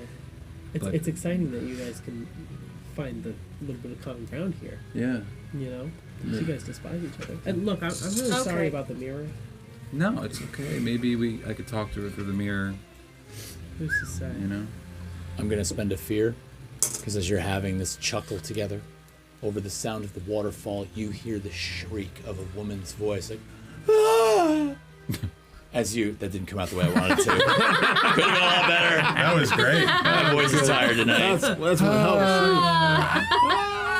You hear this shriek of a woman's voice. You immediately perk up because it's beyond the waterfall. You don't hear it because you're inside the space still. But you realize something's nearby, just past the waterfall where you were. And what I described to Thistlean a little while ago, after she came back up into the pool up top, is to the east of that pool. You know, because you could technically cross the pool and be back on dry land again, just in the direction you had been traveling. This ground slopes away and continues on, rocky as normal, but you hear it coming from there, and it's shrill and it's near. There's urgency here. We should get them in. I'm gonna run inside. Be like, I just heard a woman scream that way. We gotta go. We gotta go. We should On leave. the other side of the pool. On the Yes. other I'm side gonna of like put To the the book away east. as To the fast as I east. can. To the east. We'll rest another time.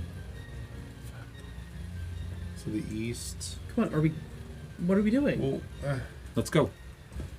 close? Far? What? Close. Very close scream. Very end of life scream. Let's go. Okay. Where? Come. So it's just on the other side. There were no children's toys in the cave, right? No. Not a one. I mean, you Both probably of could them. find something resembling a doll if Right you now, I- searched hard What enough, but it what seems are like you there's talking about? heightened Okay. urgency right now. What is so pressing? Get in the cave. We're in the cave. What's up? I saw the portal. The opening. The Yeah. thing that we've been looking for. It's to the east. It's just over on the other slope. Right. Okay. So you want to run to that now? What Some- portal?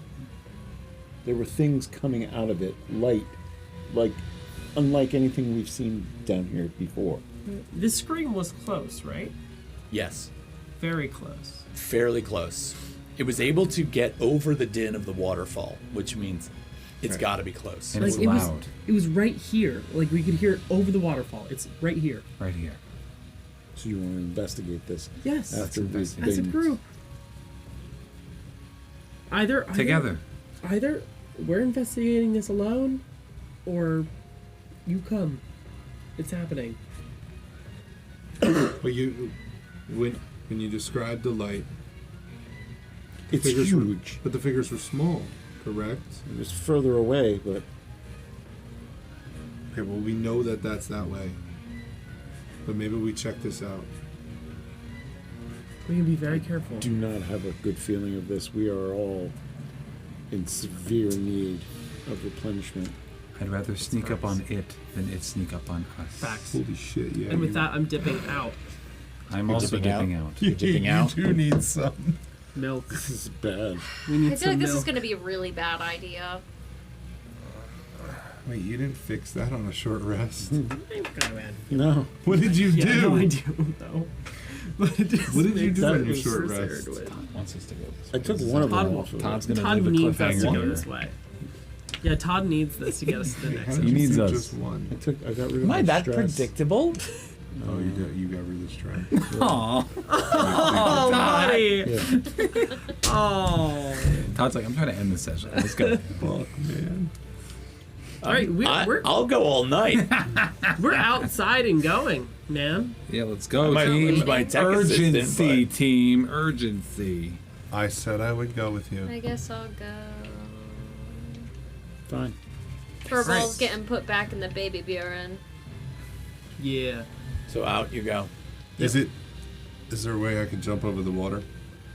You can actually exit on either side of the waterfall and come out on There's like a rock a sill. bit of rock. Yeah, like a rock sill. Because I'm not Perfect. getting in the water. A little splash is okay. If you come out on the left side of the waterfall, you are in the direction you were traveling and not where you've been. If you come out on the right side of the waterfall, you're essentially going backwards, which Forward. where left. 'cause left they is said where the east, voice right? was coming from. Right. Lead the way, girls. I will give you the benefit of the doubt, and I will say that you come out of there cautiously because you heard the scream, but you're not going to come running out into the scene. Yes. As you exit, there are still more rocks and rock formation that you're able to kind of duck behind and get a look, and it's hard to see. You step out beyond the space, and there, 30 yards away, 40 yards away, there is a massive group of people. There are those lacerer plugs, those gargantuan, bloated, demonic creatures moving people into place, seating one of the last people in this huge circle. Is it a circle like the ones we've seen? Yes. Fuck yeah! Exactly Let's like watch. the ones you've seen. Could get worse. And so as they're seated down, they almost appear to be held beyond their will. Where are each of you exactly? Like, how are you situated? You're just kind of like hiding behind rocks and looking? Yes. Yeah. Okay. Your vantage point isn't great. Are they have light, right? Like they're producing some kind of light. We Yeah, can see they them? actually do have light. So, So then I all would've around dimmed this, my light. there are torches that have been put into place. And then from beyond the shadows, you see stroll out what almost appears to be a man. Tentacle Daddy. Just a man, 6 feet tall or so. Oh, sure. Strolls out and walks around the circle. Be specific. Each person he gently touches, caresses their head. Oh, Is it in Hand that under the arc chin. manner? Say what? Is it in that arc manner? No. Alright, you're But you safe are on close this. enough to recognize. You are close enough to recognize that this is Asheron. Yeah. He strolls about the circle a little bit, no. Turn and around. Ceridwen, all of a sudden, your internal vision gets extremely confused. You have this feeling electrically inside your head, like you're not exactly sure what direction you're looking. It's very confusing. I can only sort of equate it to what might feel like a little bit of a stroke. Things slow down, speed up, become discombobulated. And you see him, Asheron Frost, for a moment, almost as if you've known him for a very, very long time. You scan this group of people, and there are 12 of them, as per the usual, 5 of which are children, 4 of which you know personally. And you're really fighting this because it's both pain and a kind of disassociative, I don't know where I am, I can't focus. And then you see them again, and then you focus on Asheron, and he kind of cradles one, And with that, he kind of like throws his arms down to his side, and you see him begin to rise up, his body not leaving the ground, but extending from the ground, growing in mass. These tentacles from below him all of a sudden just flare out in what almost appears to be like a 15-foot wide circle, and they writhe, and he comes up on top of those, arms outspread. Everyone is in these chairs, like laying back. Terror is on their face. He turns slowly, now high up above the ground, turns and looks and scans every one of them. And then his face comes around and locks with yours. Oh, God. And he holds his hands out like this. Kriya, No! Leave me alone! Do I? knew you'd return. Tentacle Daddy. I want to show you, Kriya, how good this can be. And with that, Free. you see him put his arms down. This massive white orb forms between his hands. He holds them up, and this energetic force just grips you in place. I'm spending a fear to do this. And What? pulls you up from the rock. Can I try to grab her? You can certainly try. I've got to try. Make an agility roll or a strength roll. I will make an The agility. cat is still on me. The cat is still on Oh, you. that cat's dead. I can That's do. extra cathexis. I'm gonna spend a hope to use desperate measures. What does this fucker want with me? Look at Todd. He ain't gonna let this happen, bro. Oh, that's a crit! I'm going to narrate that in a second, okay? I want you to hold that thought. Yeah. Because she is being picked up. You instinctively jump up and you grab onto her, Yeah. pulling her down. And he smiles. And then all of the tentacles that are below him come out. You're hanging on to her.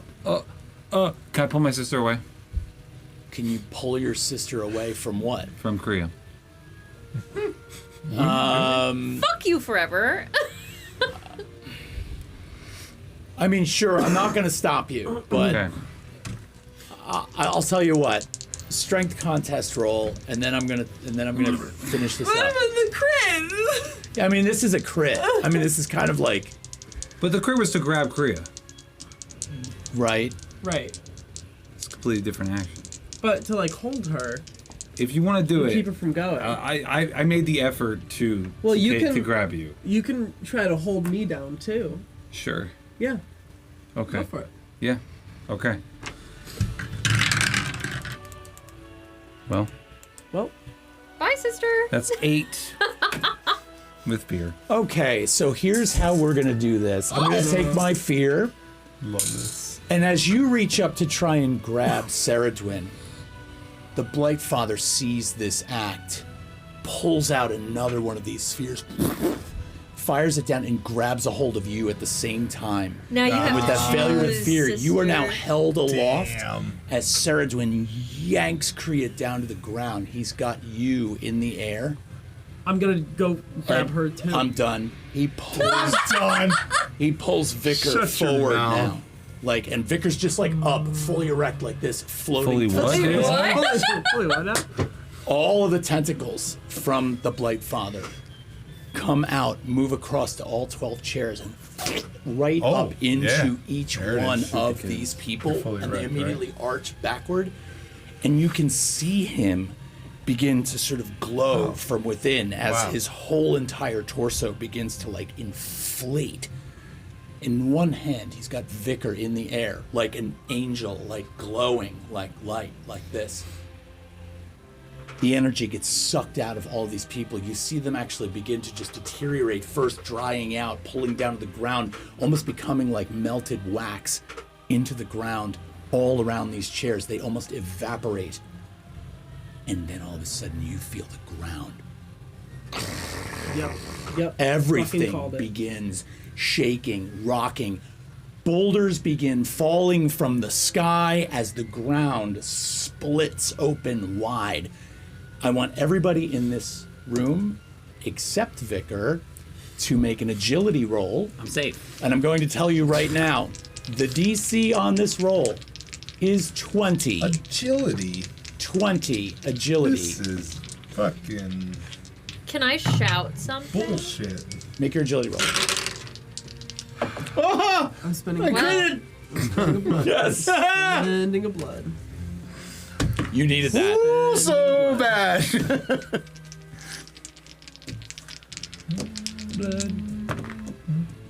All right. Okay.